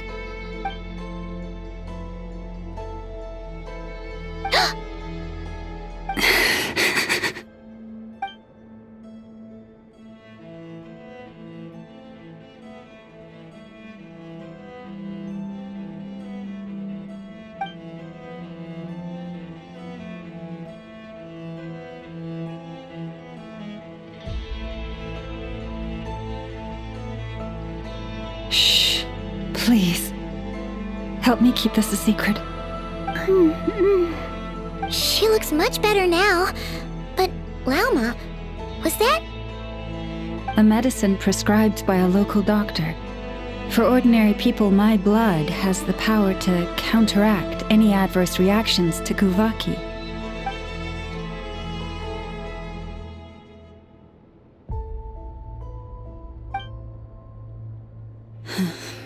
So, now you know another of my little secrets. I had hoped to guide the Scions out of error before Khaenri'ah's illness reached this stage, but clearly, I was too late.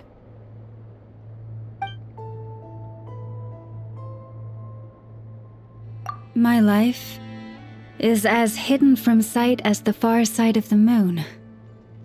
Yet people only look to the bright side for guidance. If the day ever came when the two sides were reversed, could they truly accept it?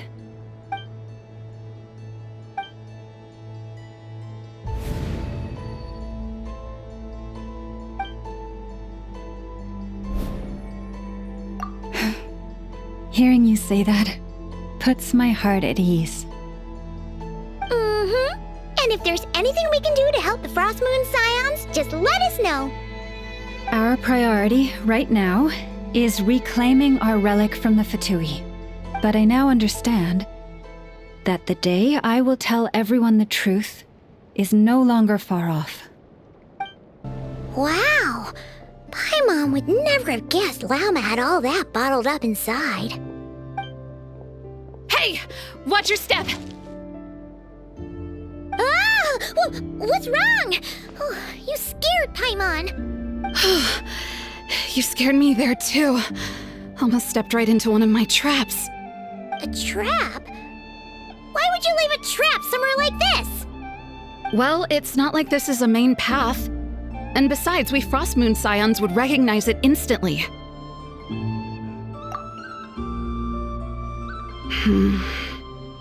Alright. You don't seem like you're with the Fatui, so I guess there's no harm telling you. Lauma asked me to set up these traps to keep the Fatui at bay.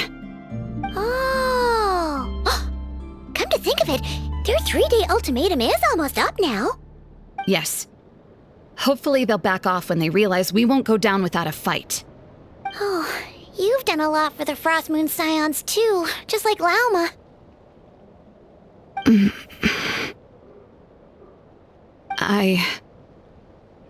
Philomena? It's nothing. I was just wondering if any of this is really worth it. What do you mean? Our people. So many are stubborn, stuck in their ways, clinging to a truth they refuse to even question. Do they really deserve everything Lauma's doing for them? Afraid. Huh. I suppose. Maybe you're right. No. I shouldn't be saying this. Just forget it, okay? Bye. Huh? Why did I say all that? Or really, why am I still doing any of this? Either way, this will be my final night with the Frostmoon Scions. Wow, she sure took off fast. So, are we heading back to the flagship for a break or what? Wait, you're not thinking of visiting that damsel led up in Cloud Cuckoo Land, are you? Huh, given who she is, pushing her won't get us anywhere. Hey, why don't we... Let's bring her something tasty! If she doesn't want to talk, we'll have to win her over with food. Hey, no harm in trying. At the very least, it shows we're trying to be friendly. Let's see. How about an F's 9.12 out of 10 berries and fried meat, the Frostmoon Scion's boon of the day, and one of your signature dishes. Your choice. Should be a good mix of meat and veggies. There's bound to be something she likes.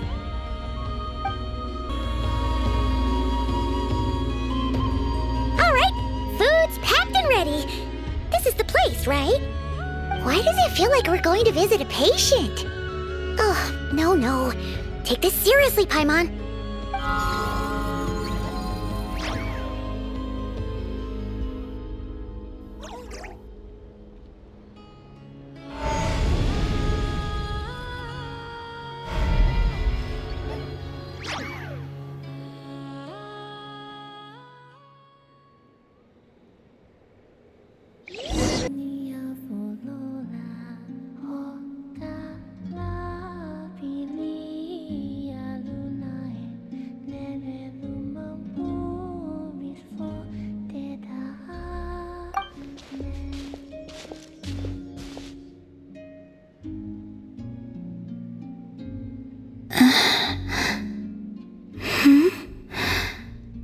Remind me, who are you again?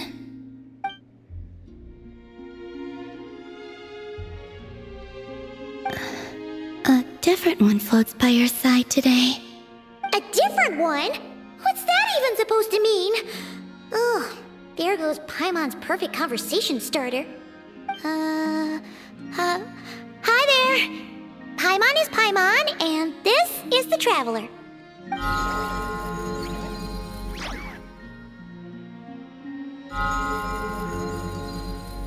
Oh, there you are. Between the two, I suppose you're cuter. Wait, what do you mean Paimon's less cute than that floaty thing? Columbina. What is it? What's your favorite kind of food?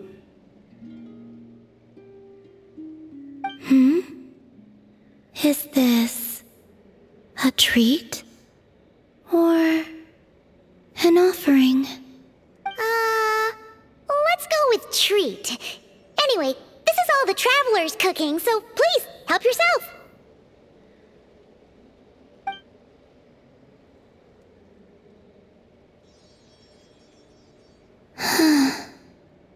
Oh, that wasn't exactly a yes, but she didn't turn it down either. What could she be thinking?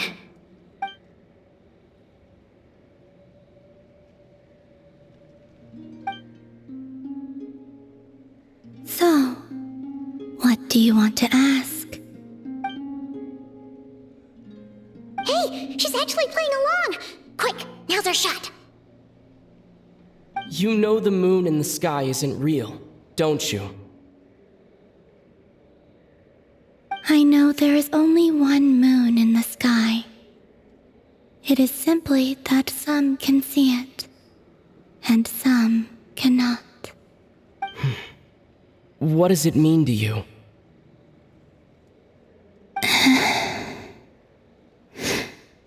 The missing prologue. What?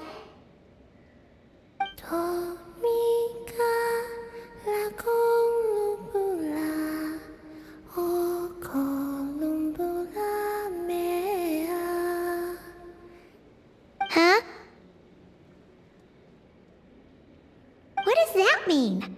Isn't she going to explain herself? Can you tell me more about that melody? You were humming it last time, too. It must be important to you.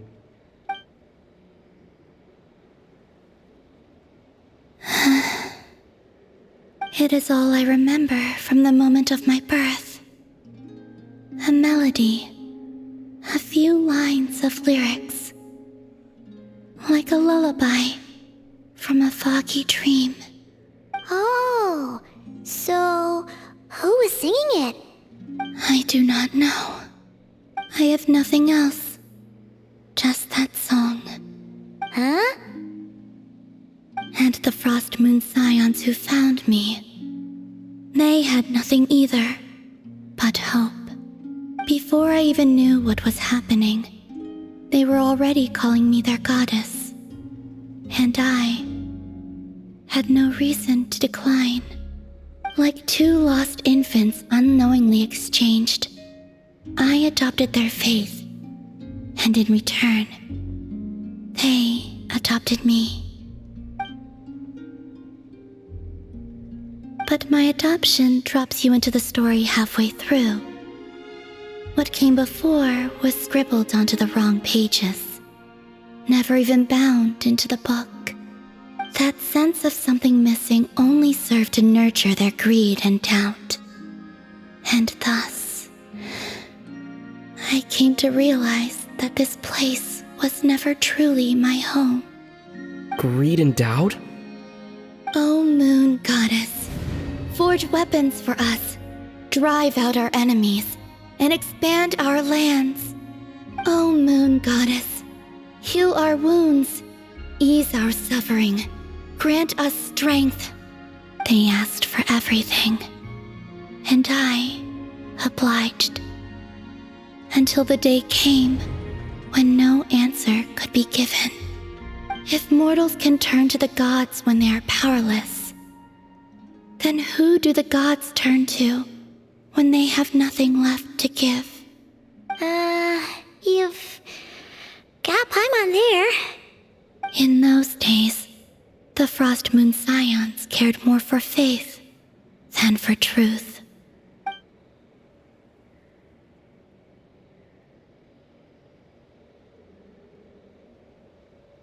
Reality rewrote the sky in words I could not understand. I did not want to read a tampered version, so I simply stopped looking. The real beginning of my story lies up there, on the moon, forever beyond my reach. Like a message carved for blind hands, sealed away where no fingers can find it. Huh. So that's how it is.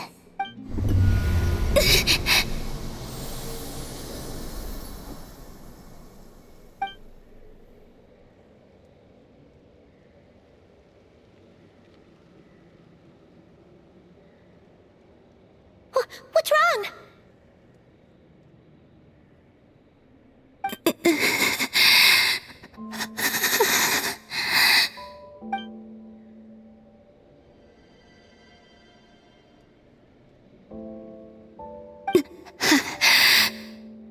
You should go. What, now? But you really don't look well. Did something just happen? Is there anything we can do to help? No. Aside from answers, I have nothing else to give you in return. This is the price of running away from home a second time. Running away from home?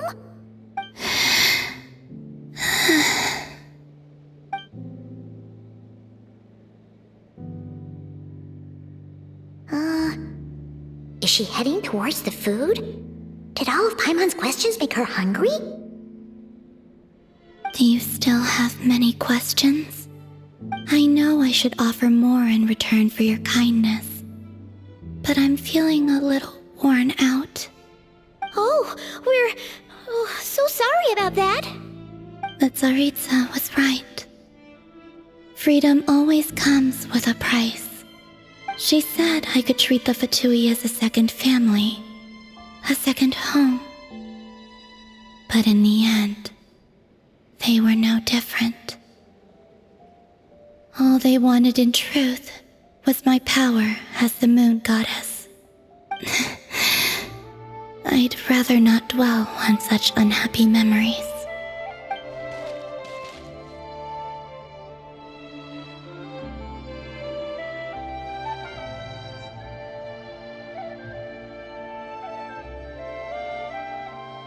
I have fulfilled my promise to the Tsaritsa, though it has used up much of my power. So you see, this has nothing to do with betrayal. So, you're just staying here for now, resting and recovering your strength? Yes. What about these flowers? They have grown in Nod-Krai for many generations. They're highly sensitive to the ebb and flow of Kuvaki.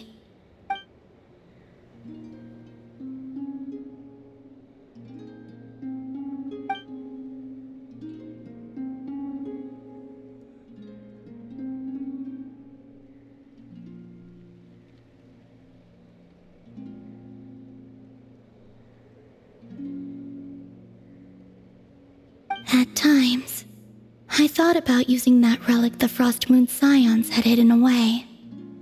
I could sense the power within it. But going out is such a hassle. People might see me, and I promised Lauma I wouldn't show myself to anyone. Besides, I know it's gone now anyway. Really? Lauma asked you to stay in hiding? Uh-oh, she's looking back at the food again. But Paimon's still got some little crumb cookies here. You could have these for dessert if you wanted. Lauma said she wishes to change the Frost Moon Scions, which is why she asked me to stay out of sight. I don't really understand what she meant, and to be honest, it's not something that concerns me. But I wasn't planning to see anyone anyway. If they found their way here themselves, that's hardly my fault.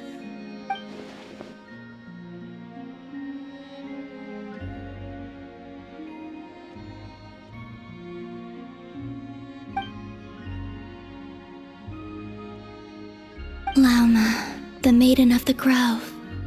She is quite unlike any Frost Moon Scion I have ever met before. After hearing my story, she actually apologized for how the Frost Moon Scions treated me back then. She told us she feels like she's been living on the far side of the moon. Is that so? I actually got the opposite impression. She's been keeping her true power hidden away, afraid that people might be dazzled by its brilliance, and that they'd no longer be willing to look her way.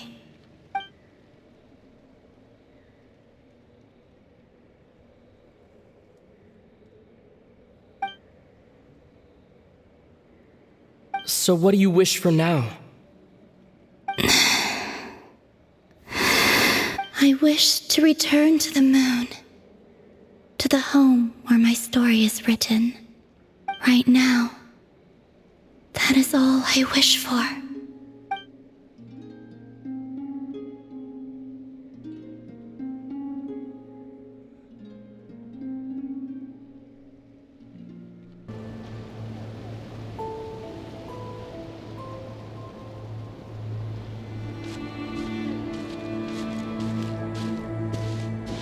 Huh? How come you're here by yourself, Lauma? Where's Yehoda? I haven't seen her. Seriously? Don't tell Paimon she's ditched us on our first mission together. I don't believe so. Nefer and I have our differences, but that shouldn't interfere with our shared objective. Recovering the relic is my duty. But as far as she's concerned, there's plenty to gain here too. In Nod-Krai, it's common knowledge that the Curatorium has a nose for profit and opportunity. The same way aphids flit from flower to flower in a never-ending quest to make honey. Huh. Sounds like you know her pretty well. Still, Yehoda sure is taking her sweet time.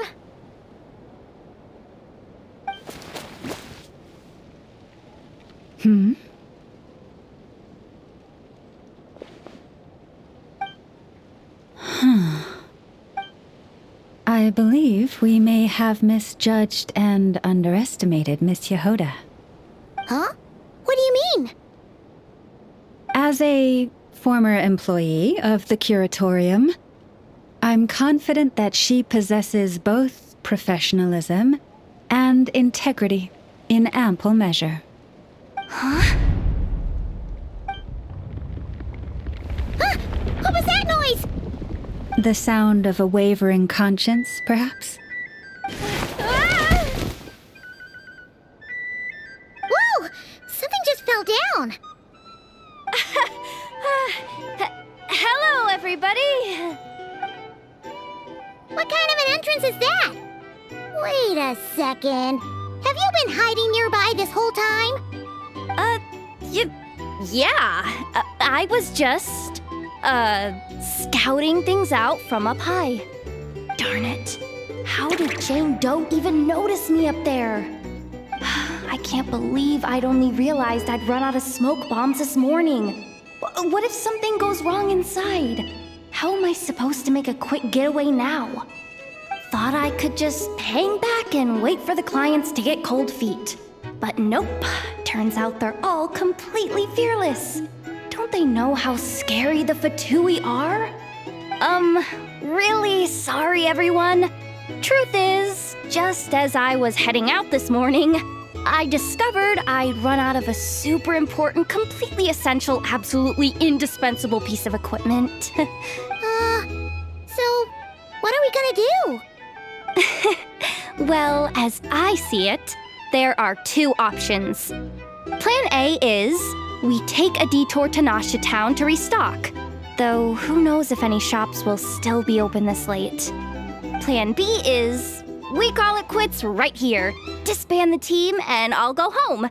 My place is only like a 10-minute walk from here, so... Personally, I vote Plan B. Bada bing, bada boom! Maximum efficiency, minimal effort. Don't try to solve your problems by running away. Not a fan of either? Then I guess our only option is to fall back on Plan J. That's J for Yehoda, by the way. Why didn't you just tell us that was an option in the first place? Come on, that would have totally ruined the surprise. Boss pulls this trick all the time, and it's always the clueless ones who end up praising her to the skies. Feels like he just threw shade at a whole lot of people. I have faith in your professionalism, Yehoda. You don't need those flashy tricks. Your abilities alone are more than enough to earn our respect. Huh. This Jane Doe sure has an eye for talent. Speaking of which, maybe it's time I started calling her something nicer? You really mean that, Jane? Laumado? I do. I'll tell you what, it's not every day you get to work alongside such considerate clients. I have a feeling we're gonna make a great team. Plan J is this. We find our way in through the freight access on the facility's east side. It's tucked away from view, and security's lighter at night. I've prepared some special gadgets too, so we should be ready for anything. If we want this to go without a hitch, we'll need to work together every step of the way. So everyone, stick close behind me. Now that finally sounds like a real pro talking. Hey, you saying I didn't before? Kinda, yeah. You... Ugh. Never mind. A top-tier treasure hunter like me never lets the naysayers get to her. All right, let's go over what we agreed on yesterday. The goal of infiltrating the Kuvaki Experimental Design Bureau is to locate and, if possible, recover the relic that the Fatui stole. We also need to figure out why they built the facility in the first place. I'm worried that they've set their sights on the ancient moon's remnants on Hisi Island too. Well, now that we've got a plan, time to get this show on the road. Everyone ready? Yeah? All right then. Let's get this job done.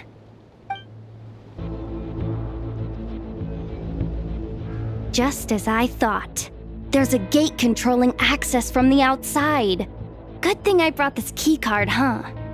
Well, technically, I stole it. But no need to tell them that, right? Blame that chump who thought it was a good idea to get wasted at the flagship during work hours. Ooh, is it top-level clearance? Of course, that goes without saying. Let me read it out loud for you. Fatui Experimental Design Bureau number 183574, maximum clearance. Maintenance intern. That doesn't sound very top-level to Paimon. Never underestimate interns. Even the most legendary of thieves started out as rookie pickpockets, you know? Besides, if it wasn't for this person's selfless generosity, we wouldn't be able to just waltz in like this, would we? Feels like you're trying really hard to change the subject. Allow me to teach you the first rule of treasure hunting. First and foremost, use every resource at your disposal. I get it now. It's like a pair of light bulbs just lit up in my head.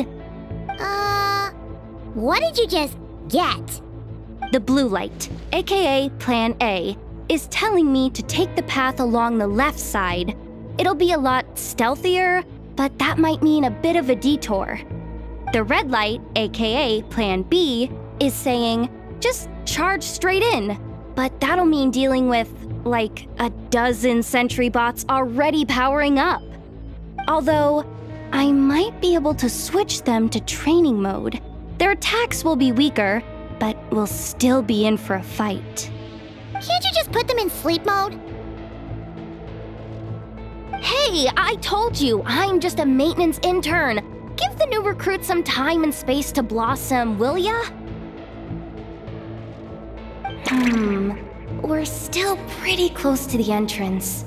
Surely they'll call the whole thing off once they see what these bots can do. Anyway, I say we go with Plan B. Either way, I won't be doing any of the fighting, so the shorter route sounds good to me. If we can avoid fighting at this stage, we should. Plan J is to call it a night so we can all make it back to bed before sunrise. After all, the deeper we go, the more dangerous this is gonna get. So we might as well give up while we still can.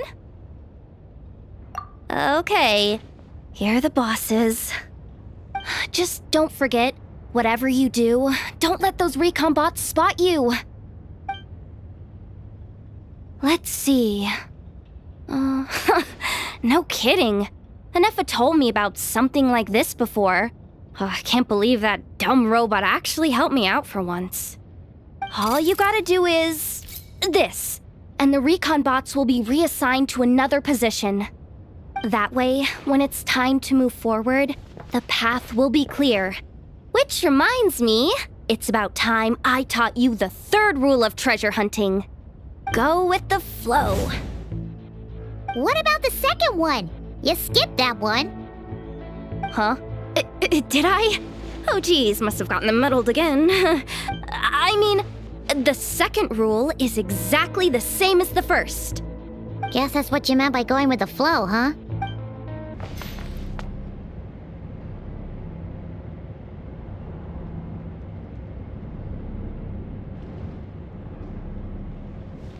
Shh! There's someone up ahead! Has the lockdown been initiated? Move it, soldier! The cargo has already been transferred. The lockdown procedure is complete, Commander. That sector is now fully sealed. The night shift. Just our luck. Don't they usually handle deliveries during the daytime? There's not supposed to be anyone here. We've come this far already, and they're really trying their best. If I suggest backing out again, it's not gonna look good. Come on, brain. Think!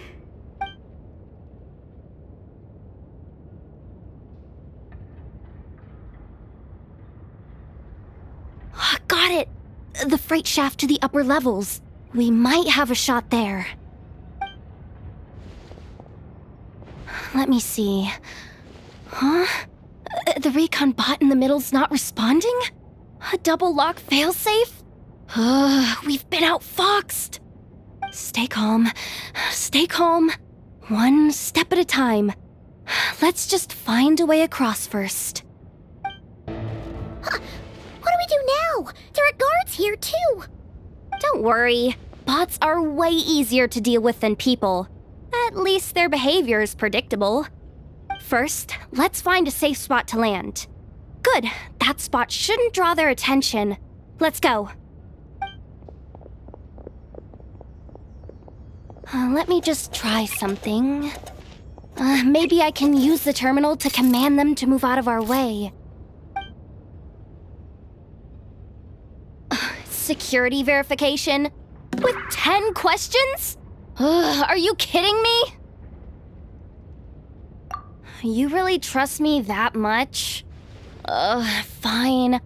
I'll do my best. But just to be clear, if I can't answer a question, I'm backing straight out of the terminal. No way I'm risking triggering any sort of alarm. Come on, Yehoda. You can't give up now. Question 1. What is our motto? Oh, I know this one.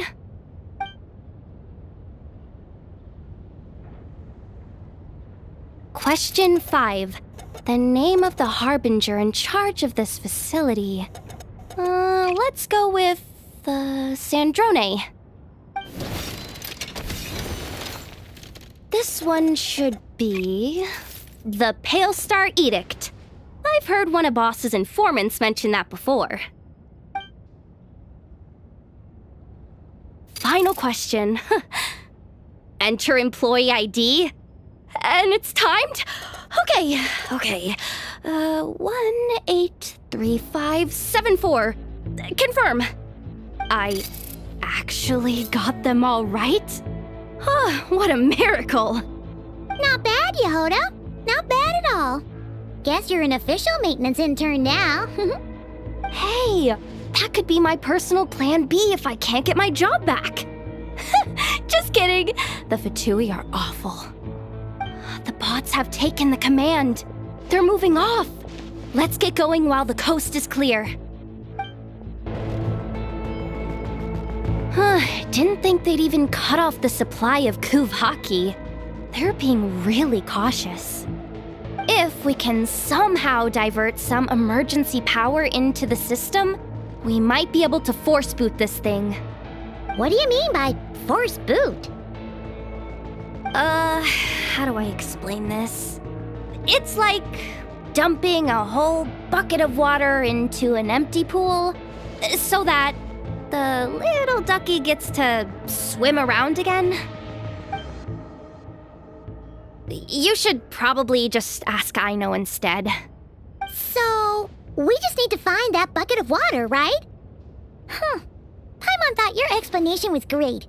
Kinda adorable. In a childish sort of way. Hey, you could have just skipped that last part. Here, bucket, bucket, bucket. Where are you hiding? Judging from the concentration of Kuvaki, over there. Wow, you can sense that, Laumado? That's incredible.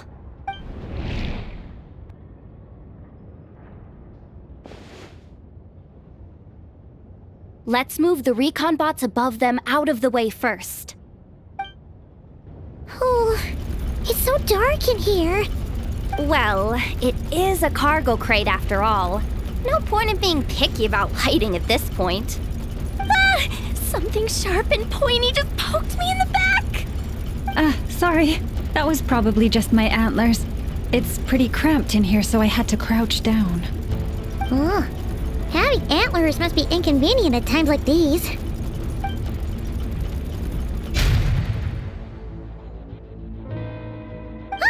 What's going on? Don't tell me something's gone wrong already. looks like there was only enough juice in the emergency power supply to lift us this far up. Ugh. Awkward. Am I gonna get docked for this? Based on the boss's policy of docking pay for every screw-up, No, wait a sec. I've already been fired. Doesn't look like it's moving again anytime soon. I think we can get through if we follow the ventilation duct along the outer wall. The entrance has gotta be somewhere. Don't worry, this was totally part of the plan.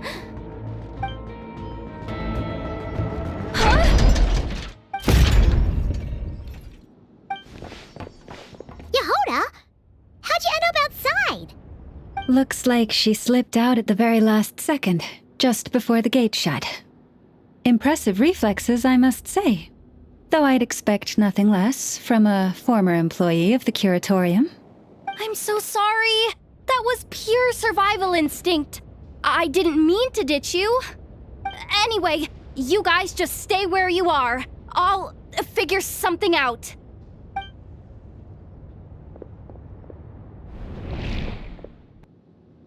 Hey, there's a terminal nearby. Hang tight! Can you hear me now? The duct security protocol has been triggered. The gate must have dropped when it detected a living presence. Wait, so we're trapped in here? I'm checking what I can do from this end. Watch out for the laser up ahead. What laser?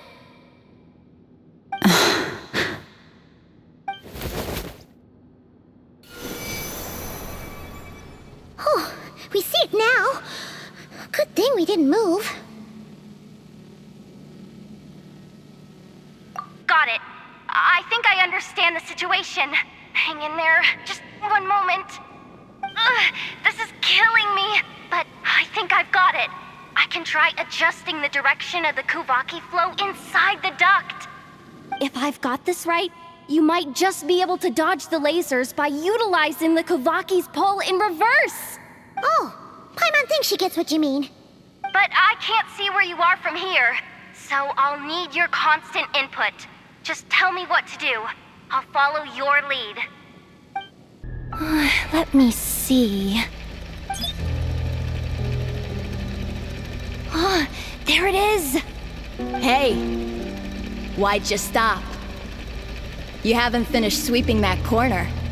But, I can see the car from here.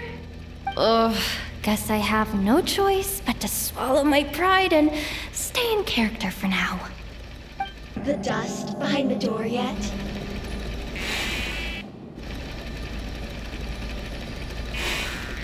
Come on.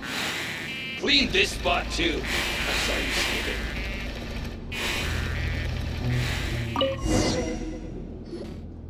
But will Yehoda be okay? Paimon? She said she'd use every resource at her disposal, so let's have some faith in her abilities.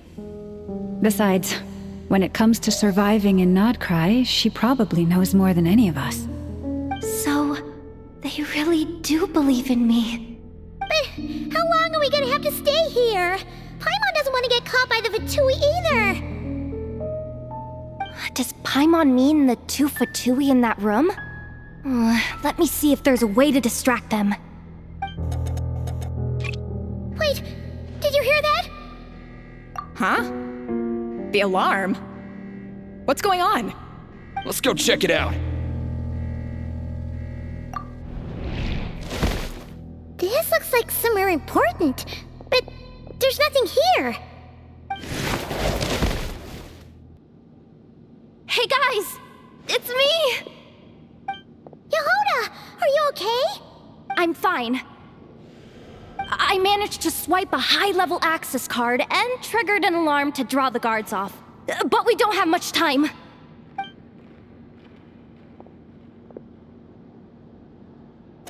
All right, looks like we can control the elevator. Come on, hop in. Let's take it further down.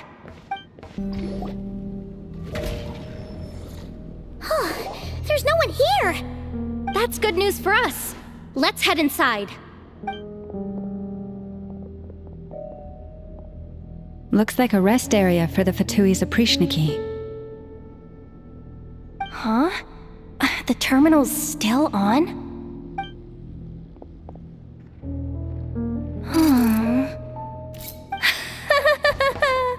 Looks like that good news is now half good news, half bad news. What do you mean? Well, it seems like that alarm I just triggered was so high level that even the guards in the rest area went to investigate. That's the good news, by the way. And what's the bad news? The bad news is that once they realize it was a false alarm, they're bound to circle back and check this floor. And then we're toast. So we've got to move fast here. If you need me to run a quick search, say the word. Analysis of Kuvaki extracted from the moon marrow suggests that its energy core bears some close relation to the power of the former Three Moon Sisters. It is suspected that there is a link between the Frost Moon Scion's hidden relic and the shattered remnants of the Eternal Moon. Come on, none of this is important right now. Just tell us where you hid the darn thing. Access denied. You do not have permission to view this data? Even with a high-level access card? Who does have permission then? Good idea. Pulling it right away. Wow. What's with that huge hollow structure down below? That might just be it. Secluded, out of the way. Exactly the sort of place they might be keeping the relic. Looks like that's about all our current clearance gives us access to. Based on what we know so far, it seems like the rest must be hidden inside that massive hollow beneath us. I could sense something beneath the water down there. Something unsettling. If they've gotten their hands on the moon marrow, odds are it's hidden down there too. And here I thought we were almost done. But nope, we're going deeper and deeper into the danger zone. Chin up, Yehoda. Once this job's done, you're buying yourself the biggest Nod-Krai and hot dog in town. Deal's a deal.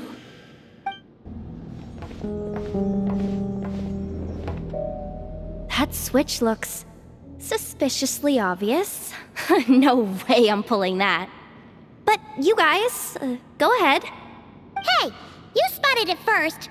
Shouldn't you be the one to pull it? Not a chance.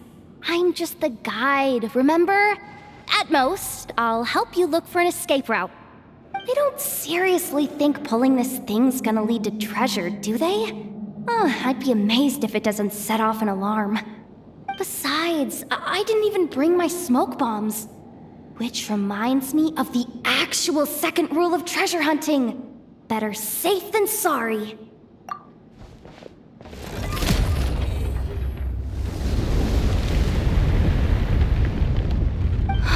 The ground, it's shaking.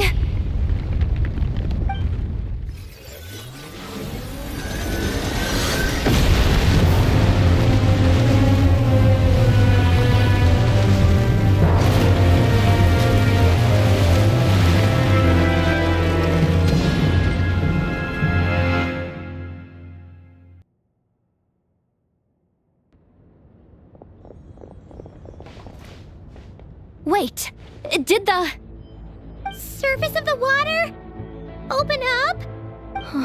This is bad. This is really bad. I'm getting put on the Fatui's blacklist for sure. Don't worry, Yehoda. You've helped us so much. If they try anything, we'll protect you. Aww.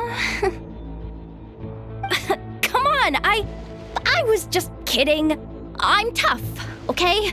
Just haven't had the chance to show off my fighting skills yet. Me, afraid of the Fatui?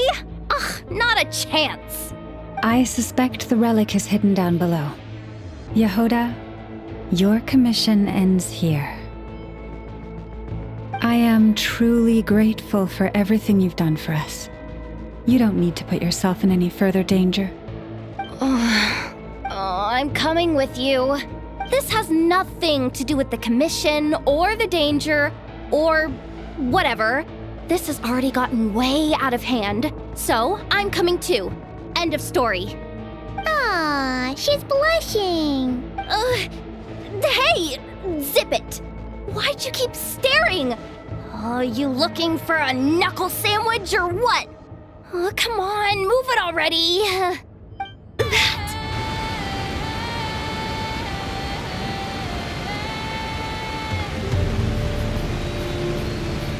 Whew. It's really deep down here. What is this place? We're standing on another fragment of the ancient moon's remnants. So this was the source of the Kuvaki I sensed earlier. Wait, what? So the Fatui had it hidden underwater this whole time? This gigantic thing? Yehoda, you've been kind of quiet since we got down here. What? Me? Have I? It's nothing. Really. We're doomed. How are we even supposed to get back up from here? Oh, my grappling hook's not nearly long enough. And if someone spots us here after all that commotion, we'll be sitting ducks!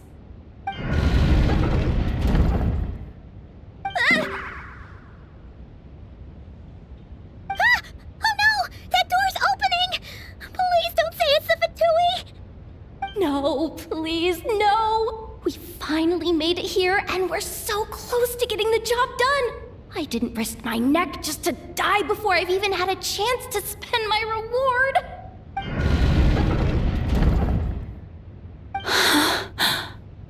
What happened? Why did the underwater barrier open? How could this be? Huh? Lauma? And you guys? Wilhelmina? What's going on here? Looks like there's no point trying to hide it anymore. What are you talking about? I thought you might come, but I didn't expect to see you here so soon. Forget it. The moon marrow isn't here. You joined the Fatui? Yes. When? The day I could no longer bear to live a lie. At first, the Fatui wouldn't accept me. But then, one of their harbingers noticed me and said she'd give me a chance.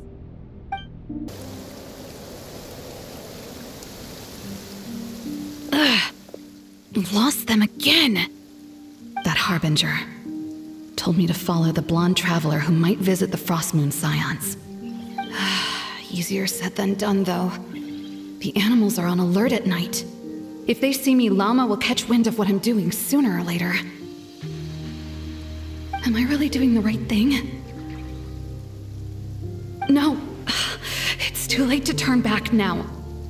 The empty prayers, the stubborn displays of faith like Cappy's today. This isn't the life I want. Huh? Is that? The Traveler's back. I won't let him slip away this time. Wait, who's that with him? They look so alike. They seem to be heading towards the statue of Kutar.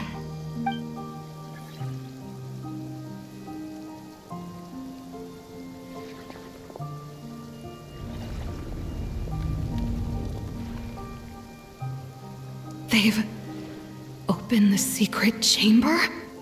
But wasn't it meant to be sealed? Wait a second. The moon marrow! Surely they're not after the moon marrow. I'd better go report this straight to... Hold on. If they do actually make it to the final room, then maybe I'll be able to get my hands on the relic. The one thing the Fatui have been after this whole time.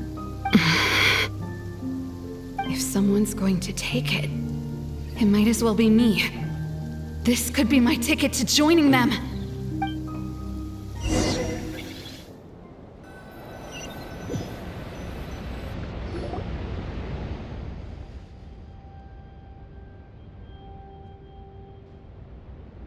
Yes.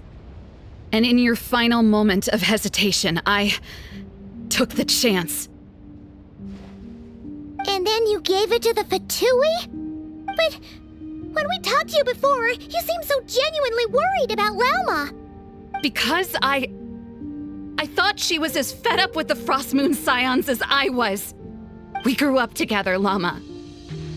I know you were chosen to be the next Moon Chanter when you were just a child. They never gave you a choice in that. I saw the look in your eyes when you were treating that child. That sense of helplessness.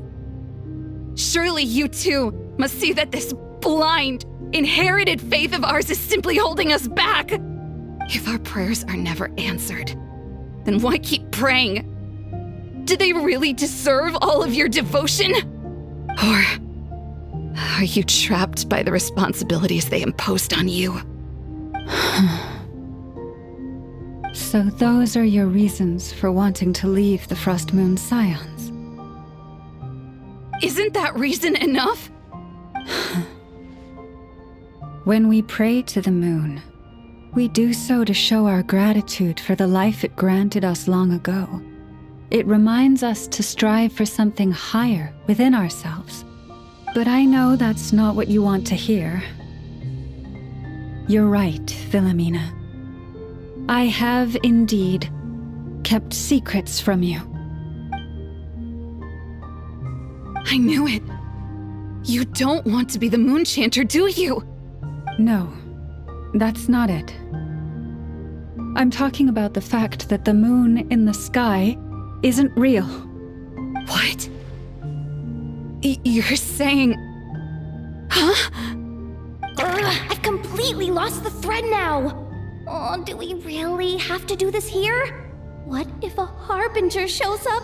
Oh, I'm not cut out for fighting big bosses! The pain you sensed in me was the pain of hiding this truth. If what you're saying is true, then you already knew that the Frost Moon Scions wouldn't believe any of this. Why didn't you just leave like I did? You don't understand, do you? That's the difference between us, Philomena. I care about the Frost Moon Scions. They're family to me. It hurts because I care. And that's why I chose to hide the truth. But now I understand that was a mistake. My family deserves to know the truth. I shouldn't have tried to hold it all together with empty prayers. Are you trying to say that I only ever cared about myself? There's nothing wrong with that in itself. No one would have tried to stop you from leaving. But you did not have to stab us in the back like this. We've been spotted! I knew it. I just knew it. Oh, what now? If a Harbinger shows up, I'm out of here. No darned relic is worth dying over. Looks like I misjudged you, Llama. I didn't think you had it in you to stand up to your fate. Turns out, you are a great Moon Chanter after all. But you were right about one thing. I haven't considered Hisi Island my home for a long time now. Bosses, time to go. I will change the Frost Moon Scions, Philomena, as soon as the new moon rises. And I guess I won't be around to see it. Say, Lauma, what happens to those who betray the Frost Moon Scions? May their antlers be shorn with silver blades, and let them be cast into the long night of unknowing.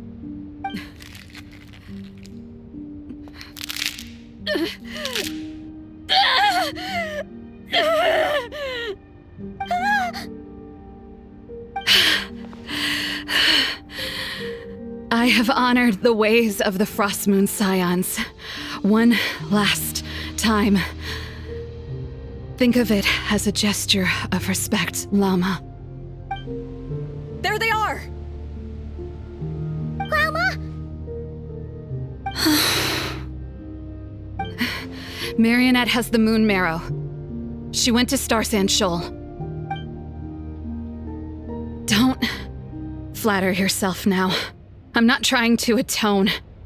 I just don't believe you'll actually be able to change them. An alarm coming from the Experimental Design Bureau. Interesting. Hey, wrap things up and get yourselves ready. Looks like we might be having some guests. Yes, milady. Perfect timing. This job's been boring me to death. Time to test some hypotheses.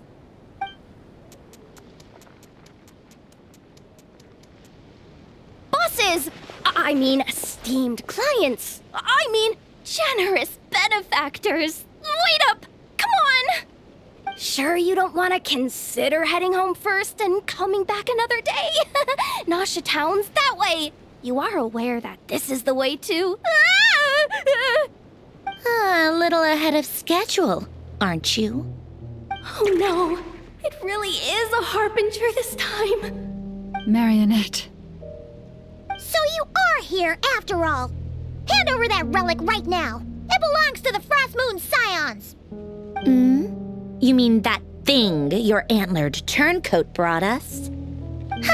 I have never much cared for trophies given up without a fight. But watching you tear each other apart over it? Priceless. I'm not in the mood for warnings today. Ooh, how frightening. Had I a Trimble function, I'd have rattled off at least a dozen screws by now. Or perhaps I've just set my sense of humor parameter too high. Were you trying to be funny just now? You don't honestly believe you're a match for me, do you? Go on then. Let's serve our guests a little appetizer. Hey, didn't you hear me? I said let's serve our guests a little... what's going on? Oh no. Watch out. It's the Wild Hunt.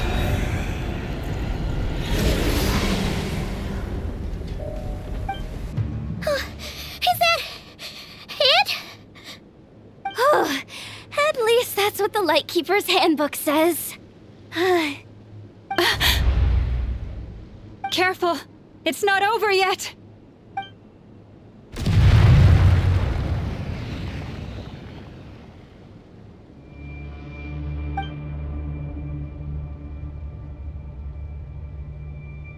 Paimon! Lauma! Yehoda!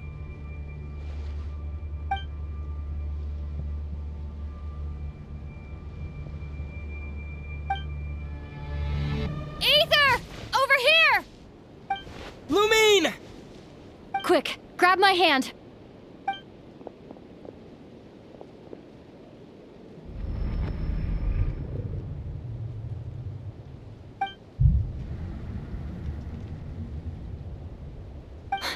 Aether? What's wrong? Why are you here at all, Lumine? What do you mean? If I may be so bold, what does family mean to you? Why were you after the moon marrow that night, Lumine? Among those who entered the final chamber, there was either someone with impure intent, or else an abyssal presence. We can talk about that later. Tell me why, Lumine. You know, this is only the second time we fought together since the day we both woke up in Tevat. No. Aether? But when I found you, you were still in hibernation. Even the key to the chamber was still secure on your person. We didn't wake up together. What are you talking about? We don't have time for this, Aether. Look at me, Aether. Don't you want to explore this world with me?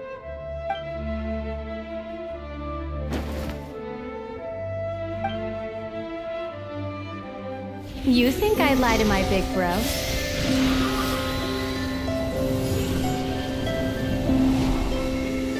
What a letdown.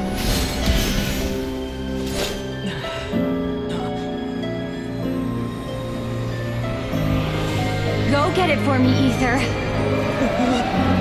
It belongs to me. I never believed it. I didn't want to believe it. That strange feeling that something was off. I wanted it to be real so badly, even if it only lasted a moment. But you're not my sister! Moon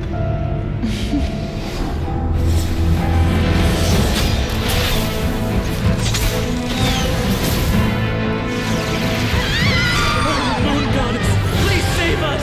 Why is this happening to us? Has this been abandoned? The cold night should be our blessing, yet only confusion and sorrow remain. The truth may yet lie beyond the sky, but must we become lost because of it?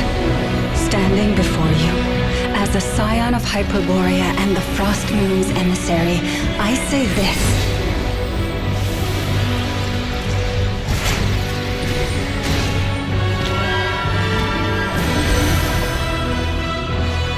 Should the false sky above dim the light of the moon, then from silver blood that flows as rivers, let us weave moonlight anew.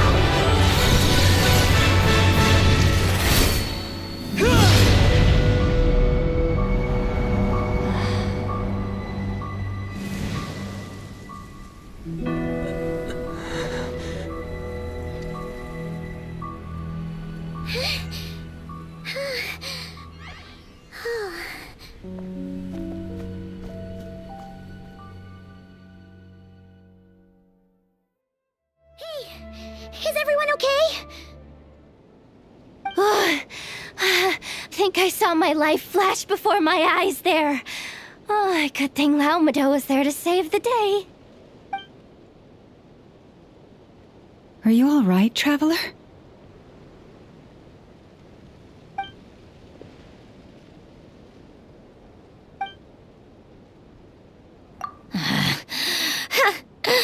Well, that took you long enough. Seriously, how many of you are there? Pathetic. Oh no. Oh, I spoke too soon. Totally forgot we still have a harbinger to deal with.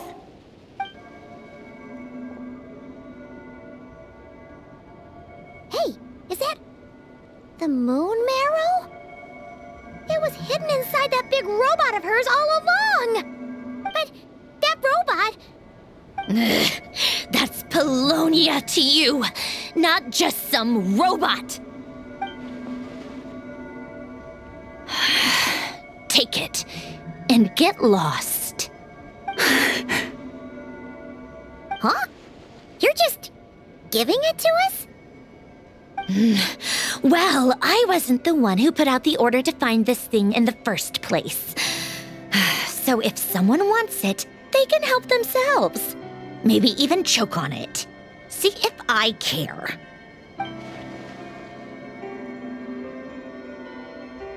So, are you waiting for me to change my mind or what? I'd be more than happy to pick up where we just left off. But I should warn you, I'm in a bad mood right now. Let's go. Fine by me. Totally, completely, absolutely on board with that.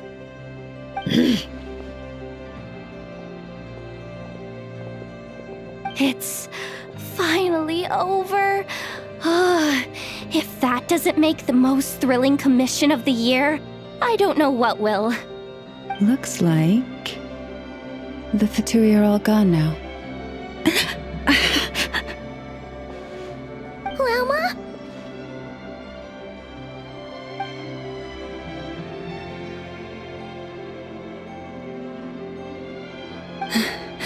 I'm all right.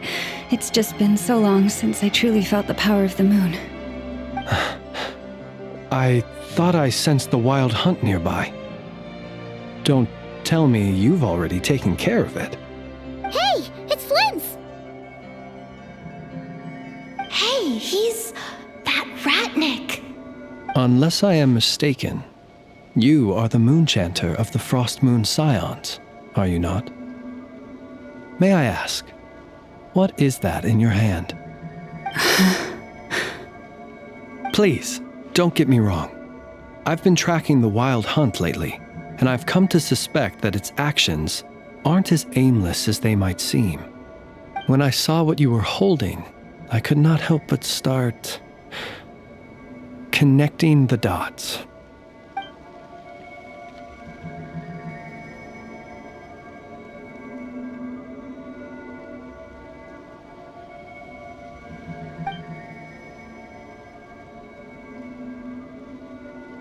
You better be extra careful, Flint. It seems like the Wild Hunt is capable of impersonating people now. Oh, is that so? Funny that.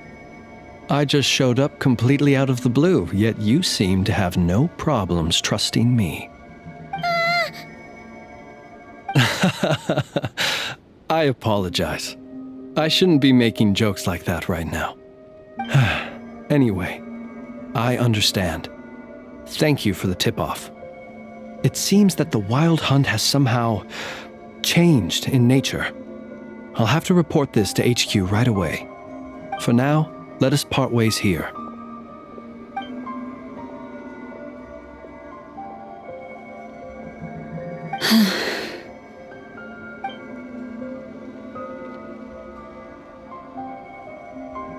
That little joke of his just now sure scared the bejeebies out of Paimon. Are all the Redniki and Nod-Krai like that? They're usually stationed in remote areas and tend to keep to themselves. So, it's not surprising they end up a little eccentric? No, he's different. Really? How so? The animals. They've told me they're afraid to even go near him. Oh, you're back. I just made you all a pot of tea. Better drink it while it's hot. Boss Neff, you wouldn't believe how scary our day has been! Seriously, I am never, ever taking random jobs like that ever again! You hear me? Oh, come on now. You even faced the Wild Hunt and lived to tell the tale. What's left to be afraid of? Wait a sec, how did you? Oh, right. Like you told us before, your business is dealing in information. Huh? Boss Neff, the teacups. Why is there one missing? Did you think I wasn't coming back? My. How could you think that of me? You know the rules. If a member of staff wants tea, they pour it themselves. Your cup's sitting safe and sound right there, in the cupboard. Member of staff? Does that mean you're accepting me back? Wasn't that the deal? Boss Neff! You're the best boss ever! You never change, do you? Everything turned out fine, no? You found exactly what you were looking for. Yet there you are, sulking away as usual. Nefer, that medicine we discussed before, the one for congenital Kuvaki sensitivity, I need you to get it for me. And how do you expect me to find something like that for you in the middle of the night? You'll have to wait till morning, at the very least. I need it right now. All right. I'll see what I can do. But you know urgent means extra charge, right? Thank you. You know what? You do seem a little different. In a good way? Or a bad way? Who can say? I'll take it either way, so long as you don't start making a habit of asking me for ridiculous favors.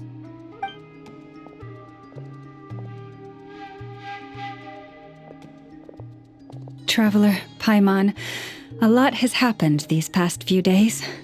I don't know what I would have done without you. Hey, don't mention it. That's what we're here for.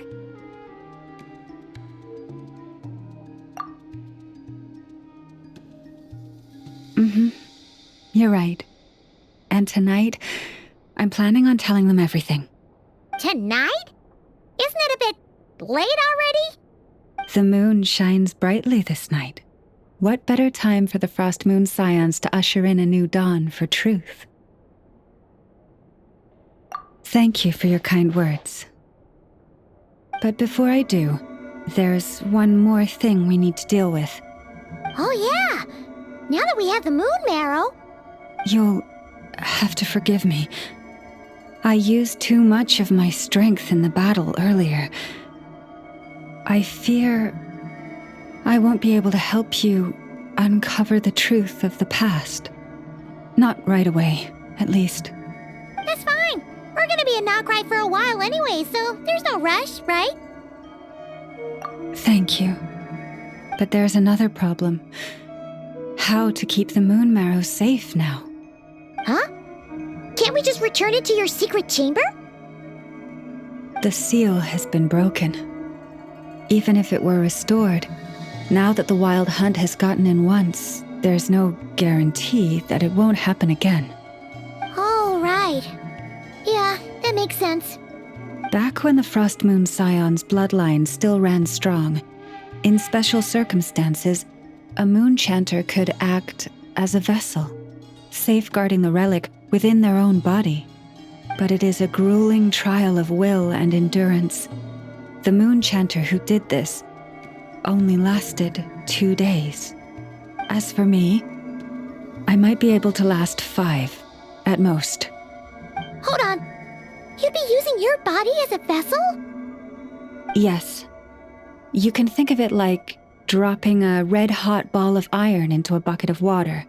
How long the water lasts depends entirely on the bucket's size. Pardon? Hey! That's not a bad idea! You've always held up pretty well against the abyss. Surely the moon mirror can't be any more dangerous than that. It's not at all that I don't trust you, but it's too risky. But we're out of options, aren't we? Might as well give it a shot.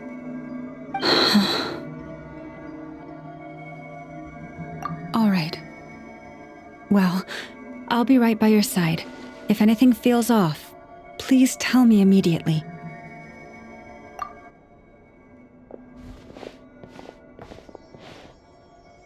Here, hold it in your hands.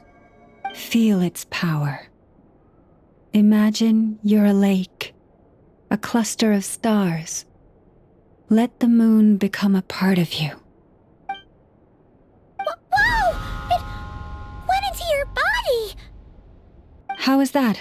Are you feeling any discomfort?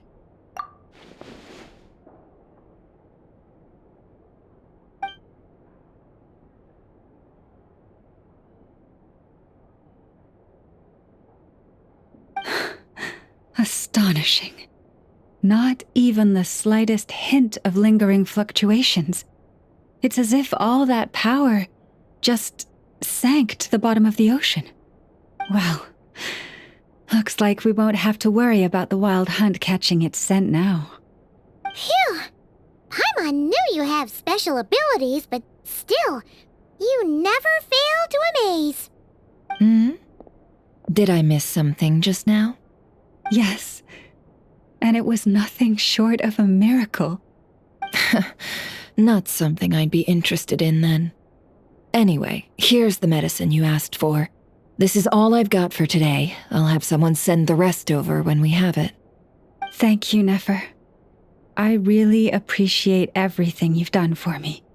Please stop being so nauseatingly friendly.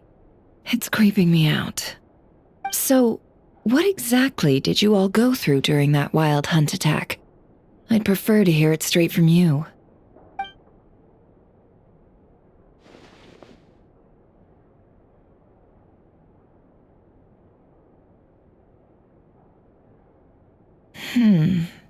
A phantom that can mimic the appearance of others. Quite different from what we've seen before. Yeah, and both times it appeared, its goal was pretty clear. It seems like it was after the moon marrow.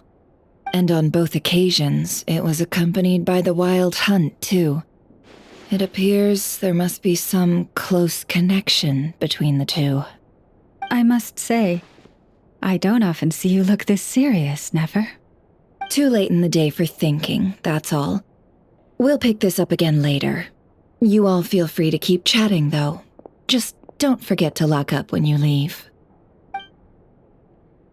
On that note, Traveler, please keep the moon marrow stored within your body for the time being. We'll take it back off your hands as soon as the wild hunt's been taken care of. Once and for all, of course. Anyway, if the two of you will excuse me, I'm heading back to Hisi Island now. It's time I came clean with the Frost Moon Scions. Hey, we're coming with you! Though, guess we won't be able to do much more than cheer you on from the sidelines. That alone means more to me than you could ever know.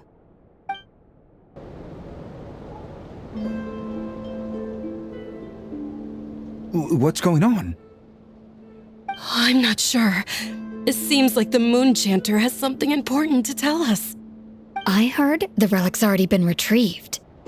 That's our Lady Lauma, all right.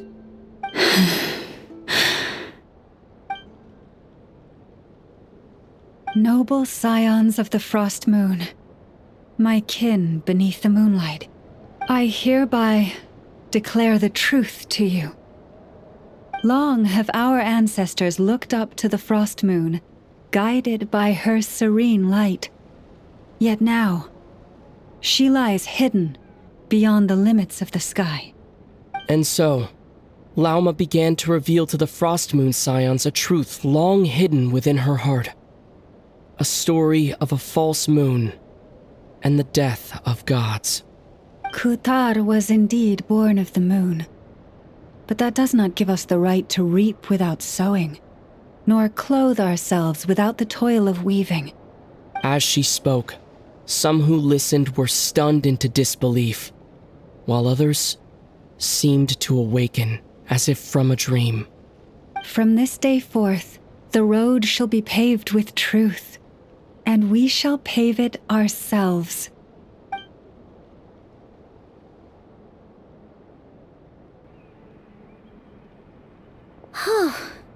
After everything Lauma said last night, Paimon wonders how everyone's adjusting.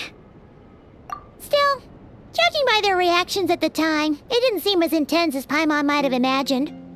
Says a lot about how much trust she commands, huh? Hey look! It's Lauma! Welcome, both of you. The animals were most lively this morning. They told me of your coming. Nothing too dramatic happened, did it? No one took it so hard that they went on a binge-eating rampage and ended up cleaning up the whole pantry? Or something? Hey! Paimon's just trying to lighten the mood. Thank you for your concern. Change doesn't happen overnight, and new ideas need time to take root. But nothing as extreme as that has happened, no. Although... although what? Well, just as I thought might happen, some have chosen to leave the Frost Moon Scions for good. For them, losing their faith was like losing their home. Confusion, frustration, helplessness. I saw it all, reflected in their eyes. Oh. I respect their choice. May they carry the Frost Moon Scions' blessings far and wide, should they be willing to do so. If we meet again someday, perhaps we will be able to sit together and share stories once more. Others sought me out afterward, though, and thanked me profusely for sharing the truth with our people. They said they used to see me as distant, even somewhat unapproachable, whereas now I seemed much closer to them. Like a friend, or even a family member. Sounds like a win overall. Paimon thinks you did the right thing, Lauma. Thank you. Though, I wanted to ask, do I really come across as distant? Well, maybe just a little. To people who don't know you, you are kind of tall, especially if you consider the antlers. I see. That's a bit of a hard one. My antlers tend to grow under the moonlight, so I can't quite help it. It brings me comfort to hear you say that. By the way, how has your body been adjusting to the moon marrow? I'm glad to hear it. I've also suggested to Nefer that we meet within the next few days. We need to figure out how to counter this new manifestation of the Wild Hunt. But for now, let's just relax. I want to enjoy this feeling a little longer of finally living on the bright side of the moon.